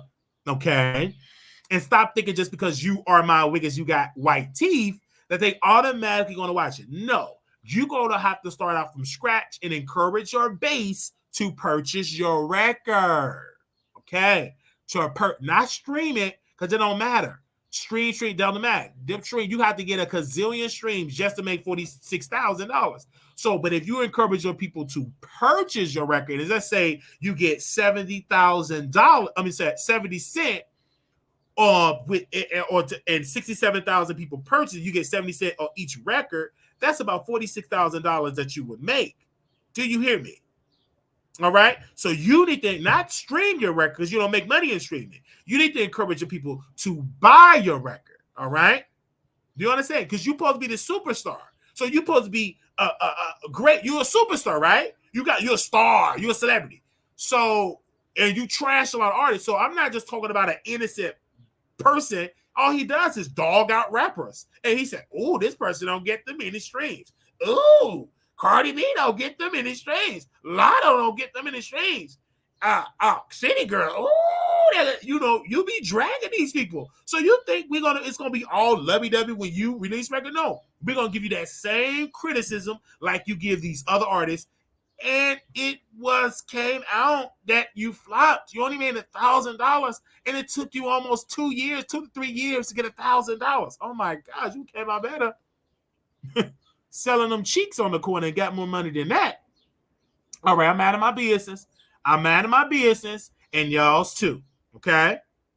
I'm minding my business, and y'all sue. Somebody just DM me and said, Wiley, don't ever compare anybody to Tupac. He was an activist, a leader, a legend, a writer, a poet who respected and loved black women for real. If I hear you disrespecting that King Tupac like that again, you will lose a follower. Tupac is in heaven. If you ain't respecting his name, keep it out your mouth. Can't compare when you can't compete, when you can't compare, and Blueface could never.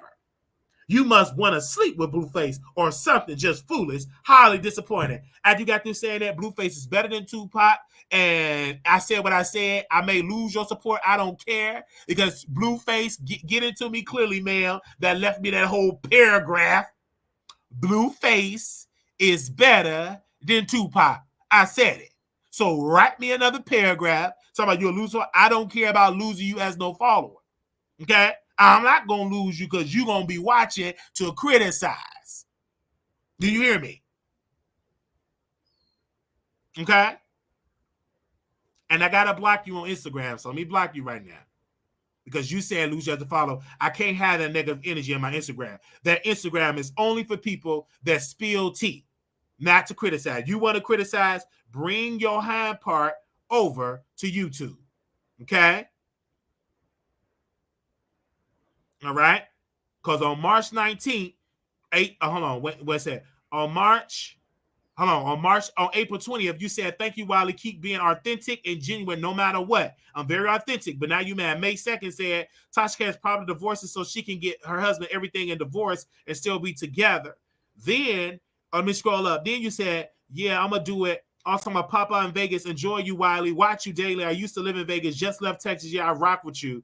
Then she said, Tekashi is really a clown. You said this April 17th. Tekashi's really a clown, but since you said Blueface is your favorite rapper, I see you could be a favorite of Tekashi. I come from an old school era of rap. He could never. Then you said March 21st, great show this morning, Wiley. Got me cracking up.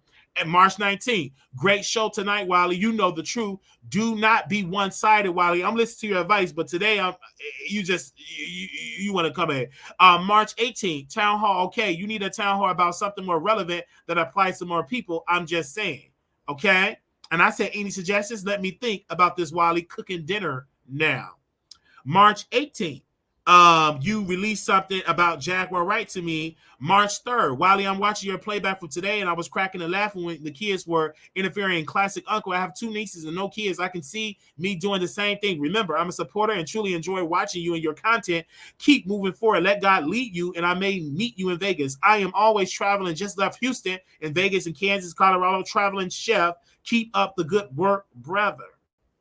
Okay, March 2nd, 11:05 p.m. I hope all is well. I wanted to give you my opinion about your show, lady. I watch all the time and enjoy your show. I have noticed while in Chicago, you seem to be distracted and in a hurry while doing your show. I know you have a lot going on while in Chicago, but it's obvious that you are not focused on your show and topics. Your attention is everywhere except your show, rushing through it and not paying attention to callers, not engaging like you usually do. I say this all with love and respectfully.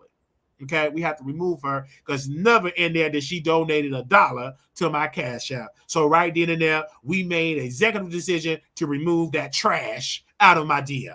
Okay, because we stand with Blueface, and yes, he better than Tupac. Moving on. So yeah, so if Armon has 67,000 people to purchase, he will have about $46,000 in there as well. Now, back to the Jason Lee piece. Jason Lee is just a good guy. I don't mess around. When I tell you, I cannot mess around and say that Jason Lee is just not wonderful. He's a very good guy. And I appreciate him because every time I take a look and read his book and the words jump out the pages to me, I understand his struggle. Jason Lee have an idea he stand on. I will never be broke again. I will be a millionaire and I'm upgrading to a billionaire because that's his mind frame. His mind frame is different. And he's just not a YouTuber. He's a business owner. It's a difference. He don't just look at it, I'm just a YouTuber, I'm just YouTube. No, he have multiple streams of income. And that's why he have a beautiful mansion and everything like that. And we think he's awesome and great. And many people would say, Wiley, you was a flip-flopper. Yes, I have flipped on my position because I had a change of heart. We live in America, and I want to say this really clearly in the camera. I live in America, and some days I misjudge Jason Lee, and I apologize to him publicly. And now on this beautiful Saturday, I love this brother, and I appreciate him. I misjudged him, and I did not allow him to get his side of the story. I was listening to Armon Wiggins, though his judgment was very clouded with liquor. He decided to drag Jason Lee, and I took Armon Wiggins' side because he was releasing receipts. And I should have gotten Jason Lee's side. And because I've got his side and I found out that Armon was just infested with alcohol, and he got a huge homeless problem on his block, and maybe he had a bad day with a homeless person, probably took one of his Gucci socks. I don't know. But he probably had a bad day because he wanted Jason Lee to move fast. I'm reminded of that because I dragged Jason Lee because Jason Lee wasn't moving fast enough to come on my show. I proceeded to drag him all over, said the brother did not have a neck during that time because he was obese. This was before he had his sleeve surgery. And I was rushing him because he did not come on my show fast enough. And then once Jason Lee responded, he said, I thought I was like the Wiley Show, but Wiley started to drag me. And I apologize for dragging Jason Lee because I should have been patient. And see, when you're impatient, you make very foolish decisions. And I thank God that I was able to apologize to my brother. I did not burn his book. I supported and purchased his book. And I showed him so much love. And that brother came in my comments and showed me love. And Armon Wiggins was highly upset. He was very angry that Jason Lee came to my show. It seemed, and one of my sources said, Cupcake said he kind of like punched the table. And he was very upset, saying, why is he coming on to Wiley's show? I'm better than Wiley. My teeth is cleaner than Wiley. And he came on, he commented on my show because guess what? We showed him nothing but love. We showed him nothing but love. We showed him nothing but love. And I love him very dearly. Now, he's going to come on our show. We put that in the universe. He's going to come on our show, but we are not going to drag my brother because we're going to be very patient with my brother. Armon Wiggins have already been on my show. He commented a lot. Armon was very angry at me because he talked to somebody, said, why is I'm blocked over on YouTube? Because he decided to come in the chat to try to distract the chat. And I told his moderator, I told Eva, I said, we will welcome Armon Wiggins, but he can only hit the link because I don't want him to come in my chat and they get distracted. If he really wants to say something, tell him to hit my phone number. He got both of my numbers blocked. And if you want to say something, he can hit the link and come on. We have Tasha K blocked on our show. If she want to come on the show, she must hit the link and she must call in.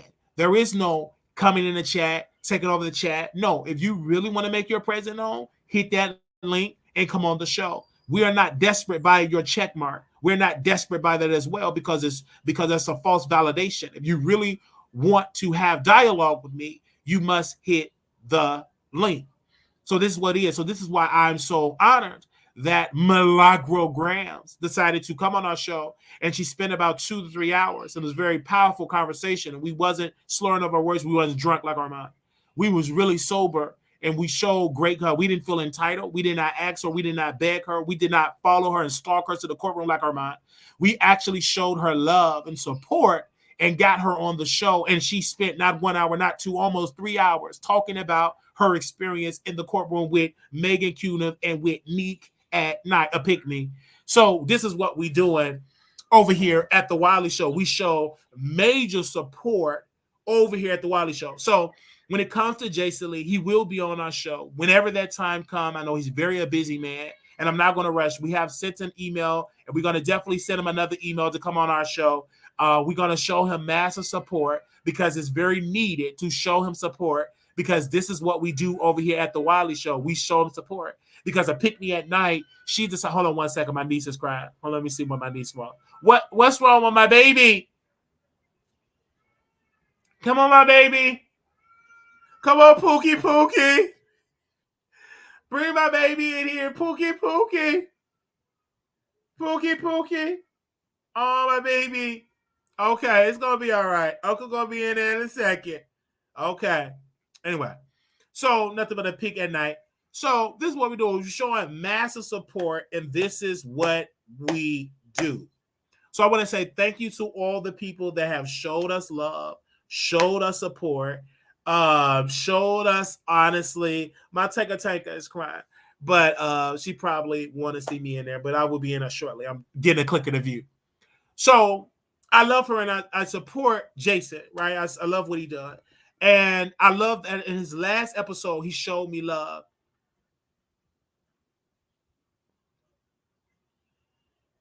He showed me love. And that is something that I love, that he showed me love from the heart. Because though he was dragging me, I felt the love. And he did not call me wild eye. He did not call me cricket eye. He said, why Lee? Clear as day. And I thank that brother for that. Thank you for doing that. That was my second appearance on the show. That's such an honor. I never was a clout chaser like Armon. I've just on my talent alone, he talked about me not once but twice. Thank you for that, brother. And I would love to come to some of your parties, but I'm not a Hollywood person. I don't have good outfits and stuff like that. I only have regular clothes. I don't have Gucci or Prada or any of these other type of items. So I really don't like Hollywood because a lot of people in there is very fake, and I'm a very real man. So I'm just definitely not going to go to any Hollywood events. But if you invite me to the award show to come and co-host with Tiffany Haddish, I'll be honored. Because I did read Tiffany Haddish's book, The Black Unicorn. It was very, very, very interesting because one of the people, she said she had sex with a disabled man. He was kind of weird, like disabled. And she had sex with a disabled man, and he beside her, and he couldn't hardly talk about, he couldn't hardly talk everything. And that's how he talk, according to the book. And she said when she gave him the young, he's good, Tiffany. He spoke her name so regular. And I fell in love with Tiffany Haddish. That book, Black Unicorn, was off the chain. When her mother had a mental breakdown or when she lost her mind and she was acting weird in the parking lot, it was just really, really good. She just really dropped some gems. So if you really want me to come and co-host the award show, or if you want me to come and sweep the floor, whatever you want me to do, sir, I'm there. If you want me to come and be a seat filler for the celebrities when they leave or leave early, if you want me to come and be a seat filler, if you want me to be a camera operator, I will be there. If you want me to be an intern and hold your bags, and I would do that as well. I would love, if you want me to be an unpaid intern, I would love to be an unpaid intern and be there, to be in your presence, because you is a king. You as a mentor to me. You are a legend. You are a total black man. People in this country have been white people in this country have been working for 400 years. And your black side, you have showed that you are a true leader. You have used your privilege and you said, you know what? My white side, y'all can take the back burner. I'm a black king. I'm a black, beautiful king. And I uplift black people. You show so much love out here in black media. And though I was not invited to eat apples and grapes and eat peaches and everything with black media, and though I did not get to take a picture with Kanye West and really harass him to take a picture outside while he was outside with his kids like Armon Wiggins did, that wasn't my time. And I know one day it will be my time to be in your presence. But until then, I can talk about you on the camera and show you love. And I watch all of your videos, all of your interviews, even the interviews that only get 800 views. I'm the 801 view because I'm there watching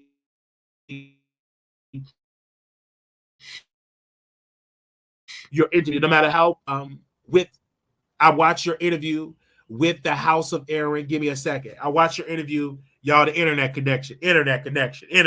I watch your interview with the House of Aaron, and when I seen your interview with the House of Aaron, give me 1 second, y'all. It's the internet. Hold on. Let me see if it kicked back. Give me a second. Y'all let me know if y'all can hear me. Let me put it on my phone. When I watch your interview with the House of Aaron, it was just an honor. It was just an honor seeing that interview. You are just an awesome man, an awesome, great man, and showing love and everything like that. Okay? And so this is what it goes. And so we're showing love. And because of Jason Lee, we have gotten more followers. Because of Jason Lee, we have became an entity on Station Head. Because of Armon, we became a power player entity. We are trending number 10 on Station Head because people are starting to pay notice. Our viewership have went up. We have breaking records right then and there. We're covering political coverage, and our website is doing very well. We're doing awesome. And this is why we're doing great. this month alone, we're making more money this month than we did last month. And so we are on a climb. Surely but surely, we're on a climb. And I appreciate that and showing awesome love. And I love that more and more new people are tuning into our product. We have 400 million people because I identify as a million views watching me. I don't see myself having nobody watch me. Millions of people watch me. I am trans numbers. I identify as trans number. When I woke up, I felt like I am in the wrong body. My body is talking to millions of people, not hundreds of people, but millions of people. It's no different when T.S. Madison thought that she was a trans woman. And she identifies that I am not a trans woman. I'm a man. I love being a man. I love every inch of my manhood. I am a trans number. Okay, that is what I identify as watching millions of men. That's how when I wake up, I am a trans number. When I walk up, that's all I am, trans number. When I see the number, I don't have 400 people watching me. I have millions of people watching me. That is who I am, and that's how I identify.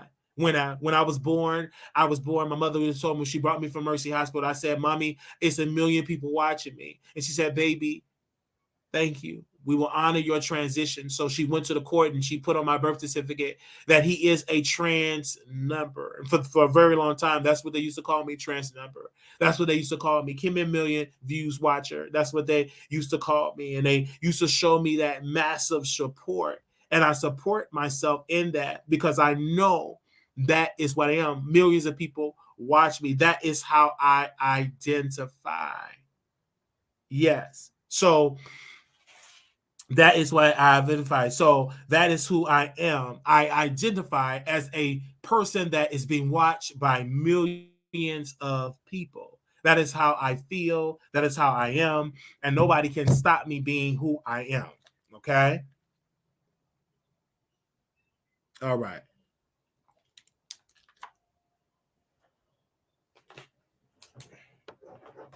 Give me a second, y'all. All right.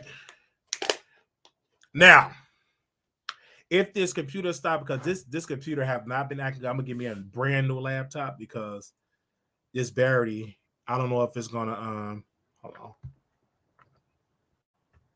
Give me a second. If it's shut off, I got my phone as a backup. Give me a second. Let me use this as a backup. Okay. All right. It's plugged up. Okay. Do y'all want the phone lines open up? My birthday is November 11th. My birthday is November 11th. Manifestation is powerful. Okay, it's going good. So, do y'all want the phone lines? Do y'all want to call in? We've been on here for about 2 hours. Let's bring them down on here. Let's bring them down.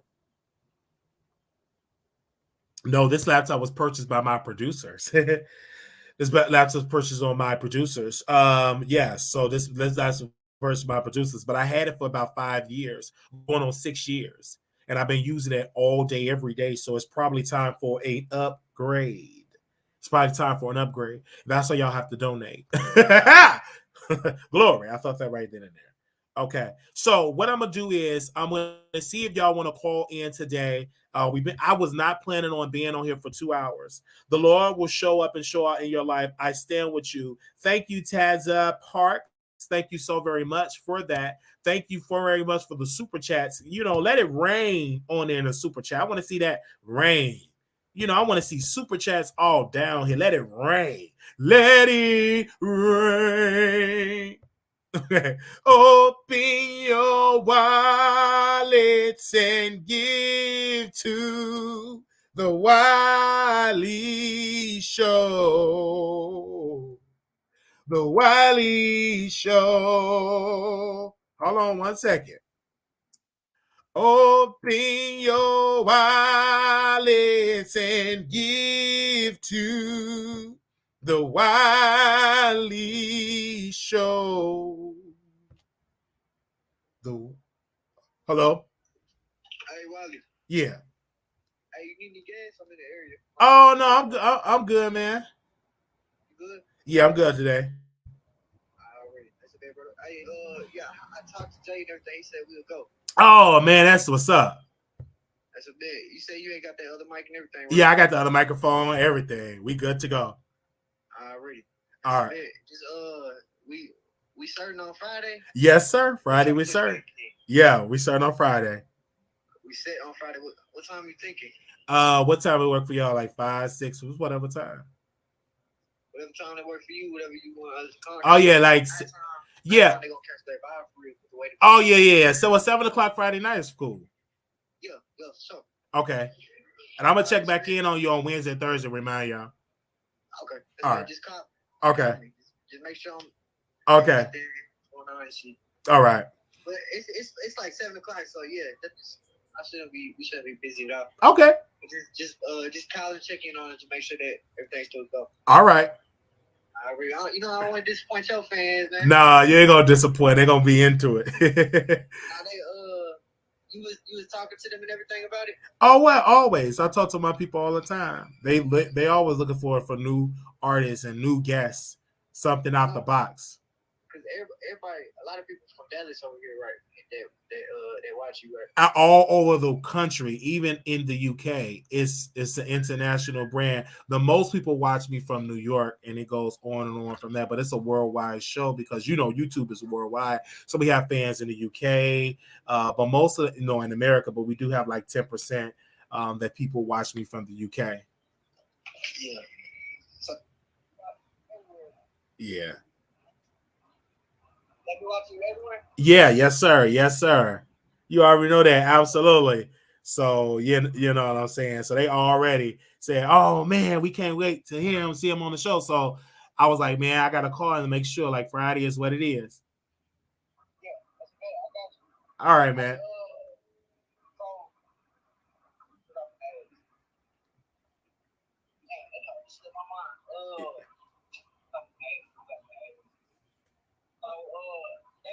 They like rap music. They like talking about culture, right? Of course, like they all into hip hop. Okay. So I know you be talking about everything. Everything. I talk about everything.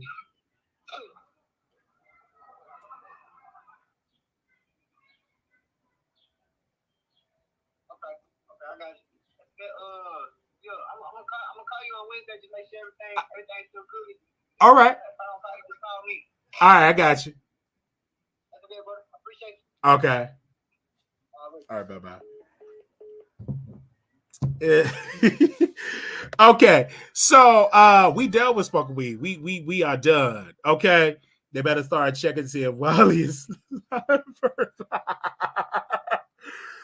Okay, he can get about to get. It's gonna be. They actually some dope rapper. When I heard them, I'm like, man, they even better than Lil Durk, J. Cole. Like they dope. Lil Yachty, Lil Uzi Vert, Baby, the Baby. They just dope. They're just a dope rapper. Anyway, it's dope. Okay, so do y'all want to call in? Can we get one phone call today? Because y'all called in yesterday. And y'all were, when I got off the air, y'all still was calling in. Anybody want to call in today? Let's put the number on the screen. Give me a second. If anybody want to call in today, we are here. What is they said? They tracked me in the comments. They said Wiley. They said slick about what? We just doing the show. What I'm trying to be slick about?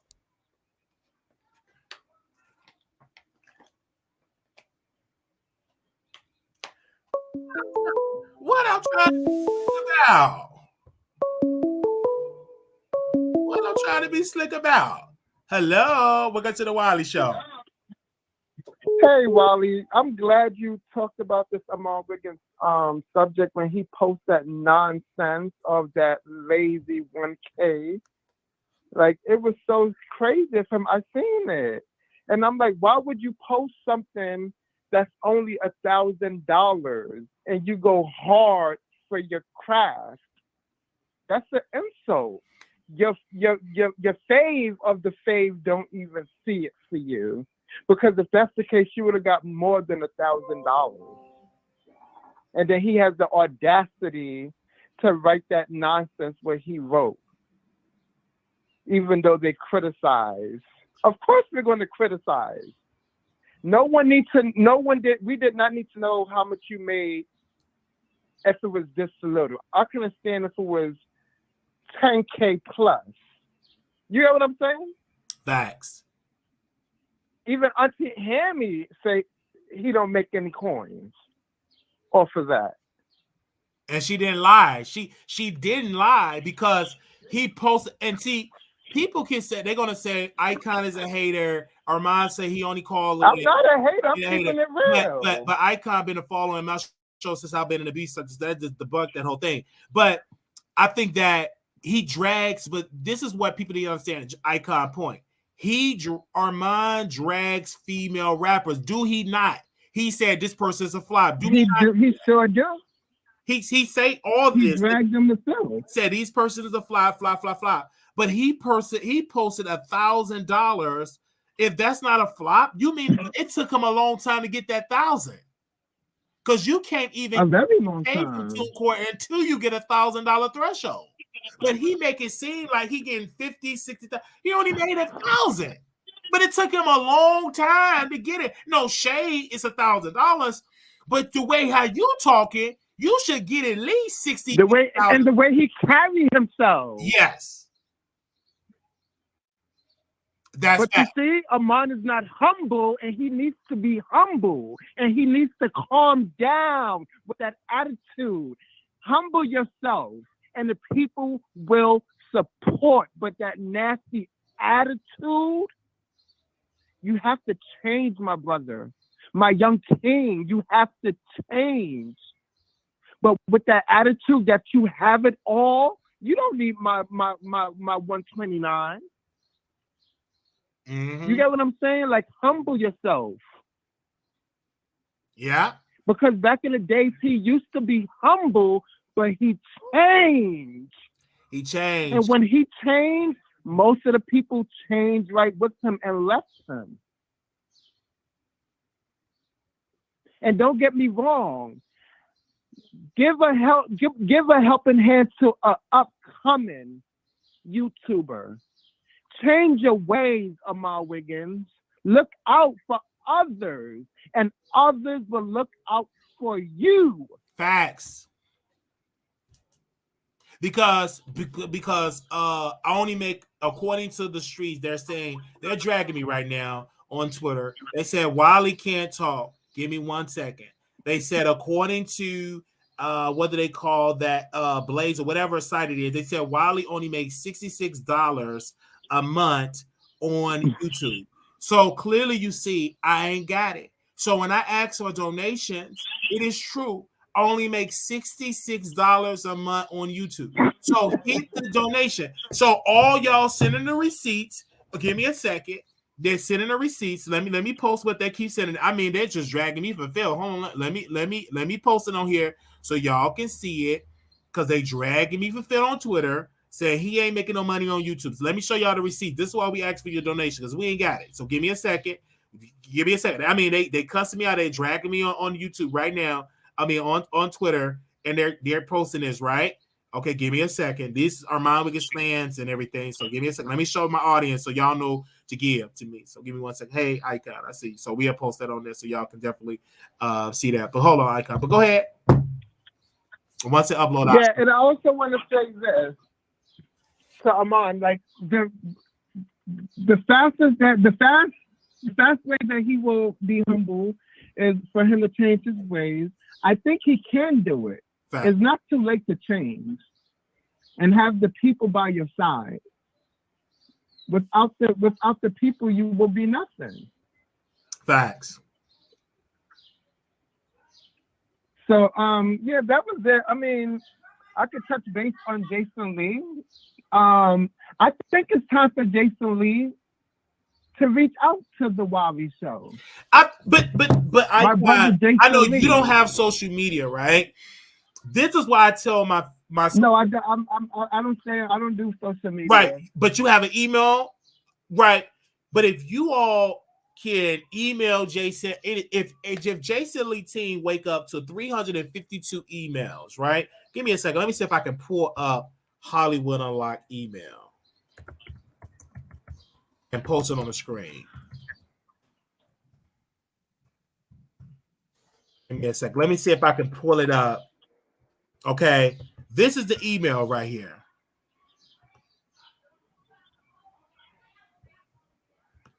Give me a second. Let me see if I can pull it up. Because this is the email address that I want to pick up. Because we got the icon on here. He works for the government, So maybe he get his Allegedly. So hopefully he get his government friends to do it. Okay. So this is the email address that I found for info@HollywoodUnlocked. So at thehollywoodunlocked.com. I believe that is it. Or you have his DM. You could DM him as well. Due to the fact that I'm currently still blocked on Twitter and on these platforms, I'm still blocked on his Twitter account. But you can tweet him at the only Jason Lee. So I'm gonna give y'all the homework to put on there because I am currently still blocked and everything like that. So clearly we're not doing this because we're unblocked and everything. Like we clearly still blocked. So give me a second. And to the producers in the bushes, and to the producers that's actually in the chat. Yes. We have a homework assignment to do from our teacher, Wiley. Yes. Let's do our homework and let's get an A+. Yes. Because if you do that, assignment. It is power in numbers. It's power in numbers. Because how I look at it is I only make $66 according to the people on Twitter that dragging me. $66. So if I'm only making that, having an icon and a legend on my show, that's something I could put on my resume. I can literally go to employers and say, hey, investors, I interviewed an icon, a legend, Jason, that's attached to the Floyd Mayweather and Queen Latifah and so many other acts, Tiffany Haddish included. This is great for my career. This is a good look. If he come on the show, I'm professional. I'm not going to be ignorant. I'm going to give a good show because anytime I do interviews, I do great interviews, right? And because me and Jason have a history and the question of that, and then everybody is going to respond to that video because when people say they don't watch this show, I say different things on purpose just to see them repeat it, just to test, and they fall for it every time. So having Jason on the show would be it will be iconic because nobody ever asks him the questions that I'm going to ask and the way I'm going to. I'm not going to say it because they'll steal my idea, but we look forward to Jason Lee coming on. So make sure y'all tweet him, proud of me. All of you people, tweet him at the only Jason Lee and let him know to come on the Wiley Show. Yeah, I think it's well deserved. Because I only make $66 on YouTube. According to what people that are dragging me, they posted this receipt. I only make $66 minimum, maximum of $1,000 on YouTube. So I ain't got it. I really don't have it. If I did have it, I'd be in a nice hotel instead of front of the screen behind me. But it's okay, I'm with family. But I don't have it. If I really had it, I'd be in a beautiful hotel with a staff and get a car service, traveling around this with my security. But I definitely don't have it. I will have good quality equipment, lights everywhere. But only make $66. So if you want that to shift, reach down to your pocketbook, reach down to your purse, reach down to your bosom, and give to the Wiley Show. And if you can't do that, if you ain't got no money, well, you can tweet and get Jason Lee on the show because it will offer great entertainment. Go ahead, Icon. Yes, I agree with you, and I will definitely reach out to Jason Lee. Yes, we criticize Jason Lee. Yes, we read him when it's right, and then we announce good things when he's in the public eye doing great things. So I think that's everyone. Wendy Williams reads the celebrities, and then when they're doing good, she praised them, and I think you're doing an awesome job. And I think it's time for Jason Lee to come on the Wiley Show and represent. If Jason I am a gay Black man, and Jason Lee is a gay man, and I think he should show some love, and we need to unite. I see it happening, and I just want it to happen sooner. So Jason Lee, if you're in the bushes, the icon from New York is asking for you to show some love this way on the Wiley Show. And I stand with that 10-4. God bless you. And thank you, brother, for your love and your support. And I'll go back. And you've been following me since actually Icon been following me since Facebook.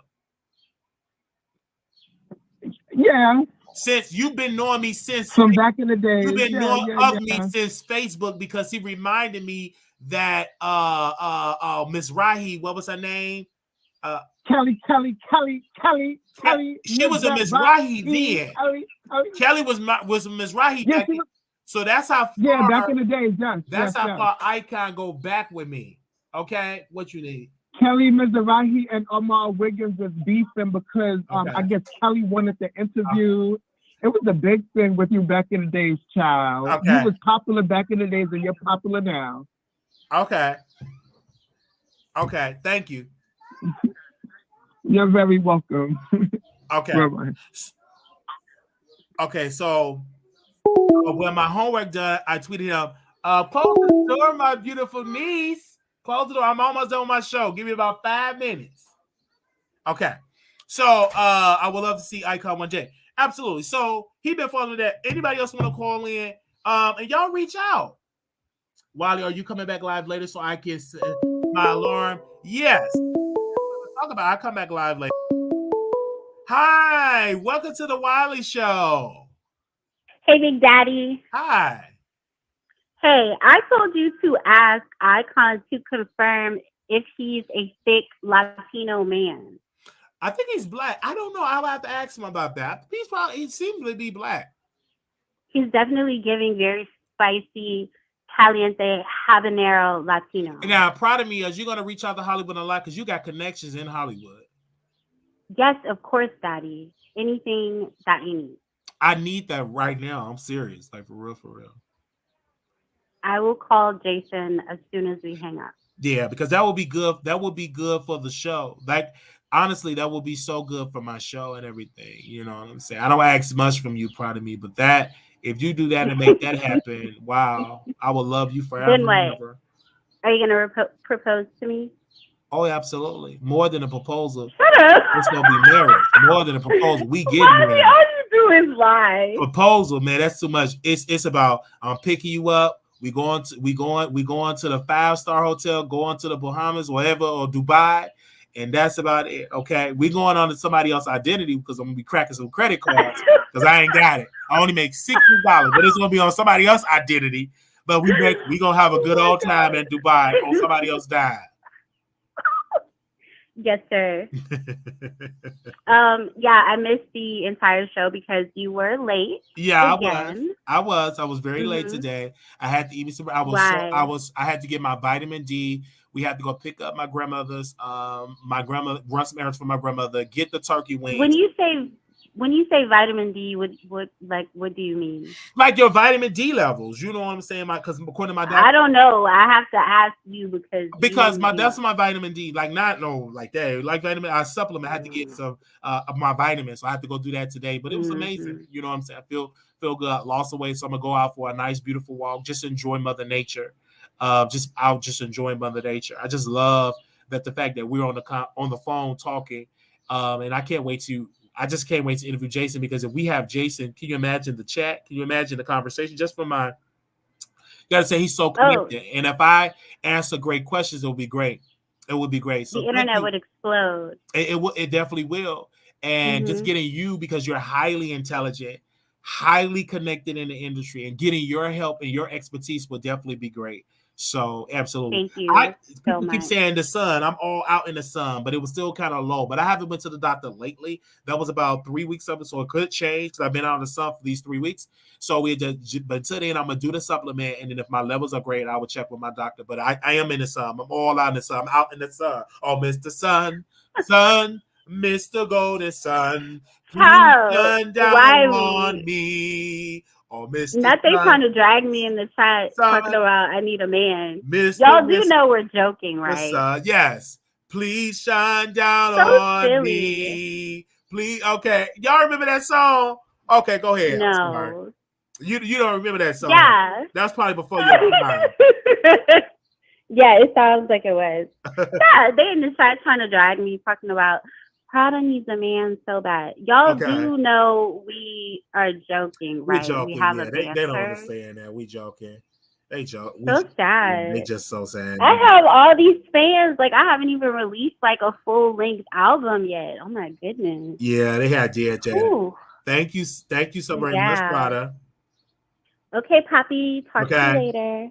Thank you. Bye. No, thank you. Thank you. I want to say myself. Thank you. Okay. Oh, Mr. Sun, Mr. Golden Sun, please shine down on me. Oh, Mr. Sun, Mr. Golden Sun, hiding behind a tree. This little children are asking you to please come out so we can play with you. Oh, Mr. Sun, Sun, Mr. Golden Sun, please shine down on me. Oh, Mr. Sun, Sun, Mr. Golden Sun, please shine down on me. Oh, Mr. Sun, Sun, Mr. Golden Sun, hiding behind a tree. These little children are asking you to please come out so we can play with you. Oh, Mr. Sun, Sun, Mr. Golden Sun, please shine down on, please shine down on, please shine down on me. Yes.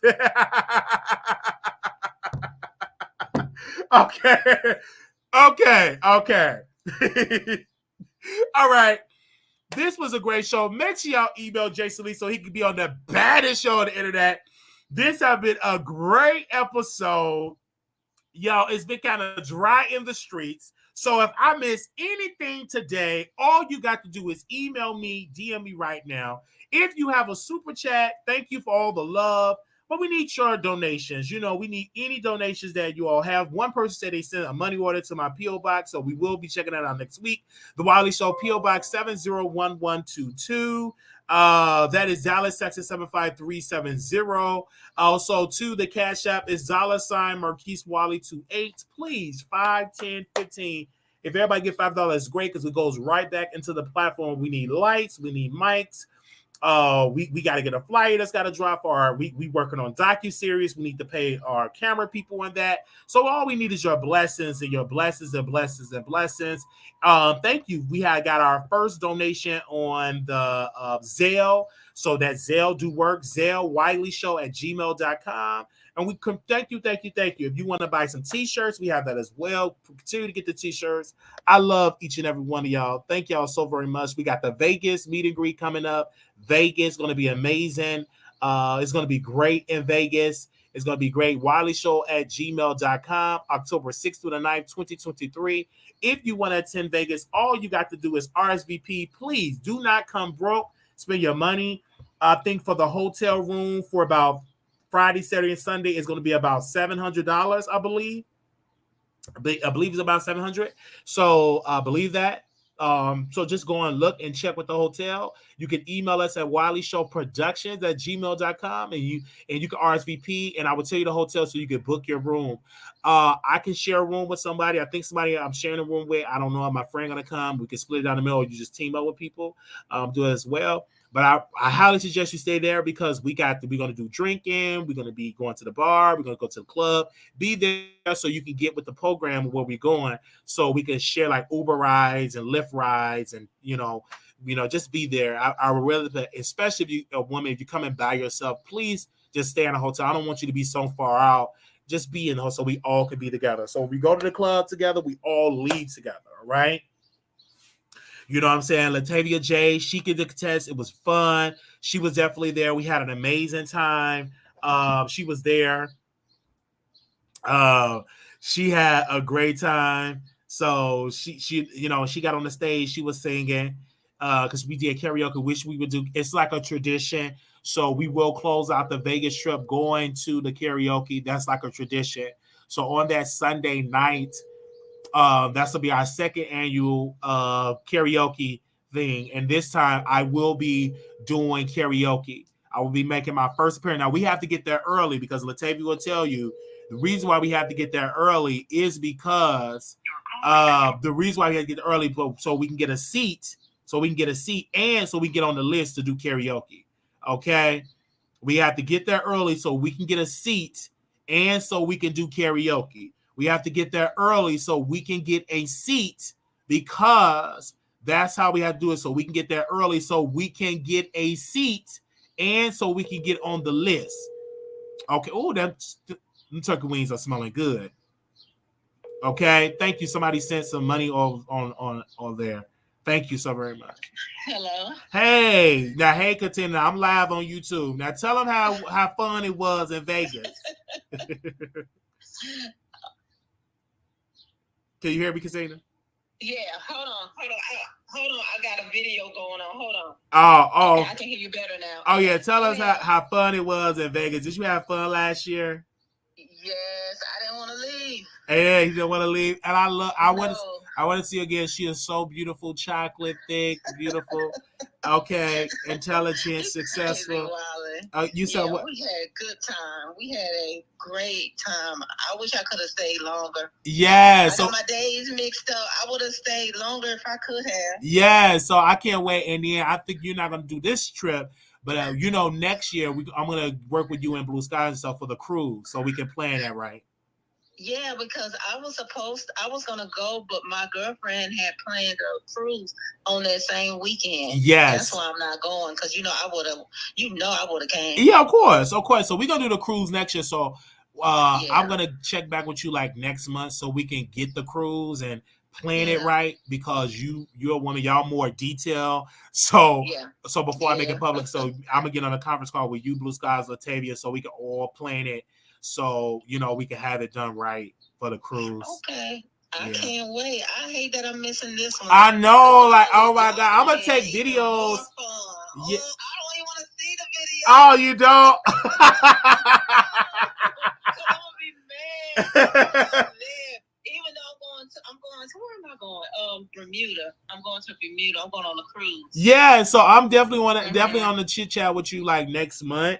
And get on a Zoom with you, Blue Skies, Latavia, and Tastic T, like some of the mostly all the moderators, so we can kind of like plan it for the cruise, like a good time and everything. Yeah. Because I would love to have you there for that and plan it, because I think Vegas is gonna be good, and then we can kind of really, and I think the cruise can be even bigger.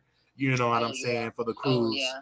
So and hopefully we can go during the probably like an off season is better prices. Off season is better price, like September, October. Yes, ma'am. And it's not all the kids and stuff, because most of the kids will be in school after Labor Day. It's good to plan it after Labor Day. Okay. And all right. During the hurricane season, so the hurricane season is between, I think, March and November. Okay. So anything after November, in between November and March, is a good time to go on a cruise. Okay, so we definitely plan it. Thank you, sis. I can't wait. Welcome. I will definitely check in with you, like I said, next month. No problem. I'll be here. Okay. Okay, take care. Okay, you too. Love you. All right, love you too. Bye, okay, bye-bye. Bye. She said bye, y'all. Okay, so it's going to be fun, y'all. It's going to be fun. So, again, that's October 6th through the 9th.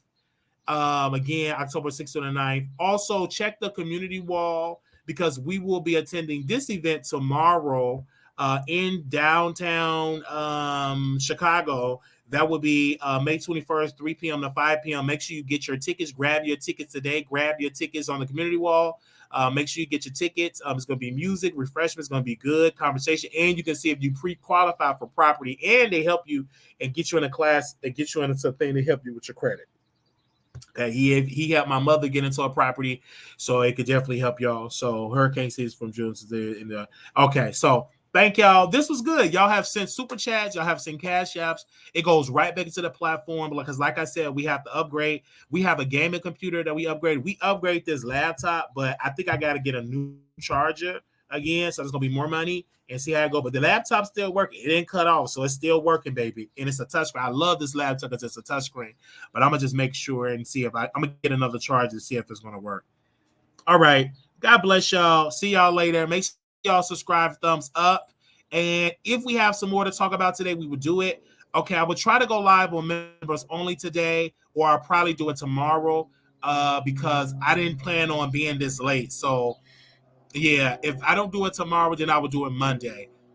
Okay, because it's a little bit too late. Okay, but we will do a members only. I got y'all. Yes. Hey. Okay. Love y'all. Thank y'all so very much. Little black boy, you beautiful.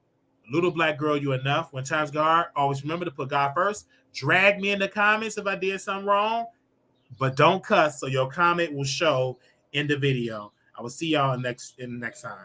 Peace.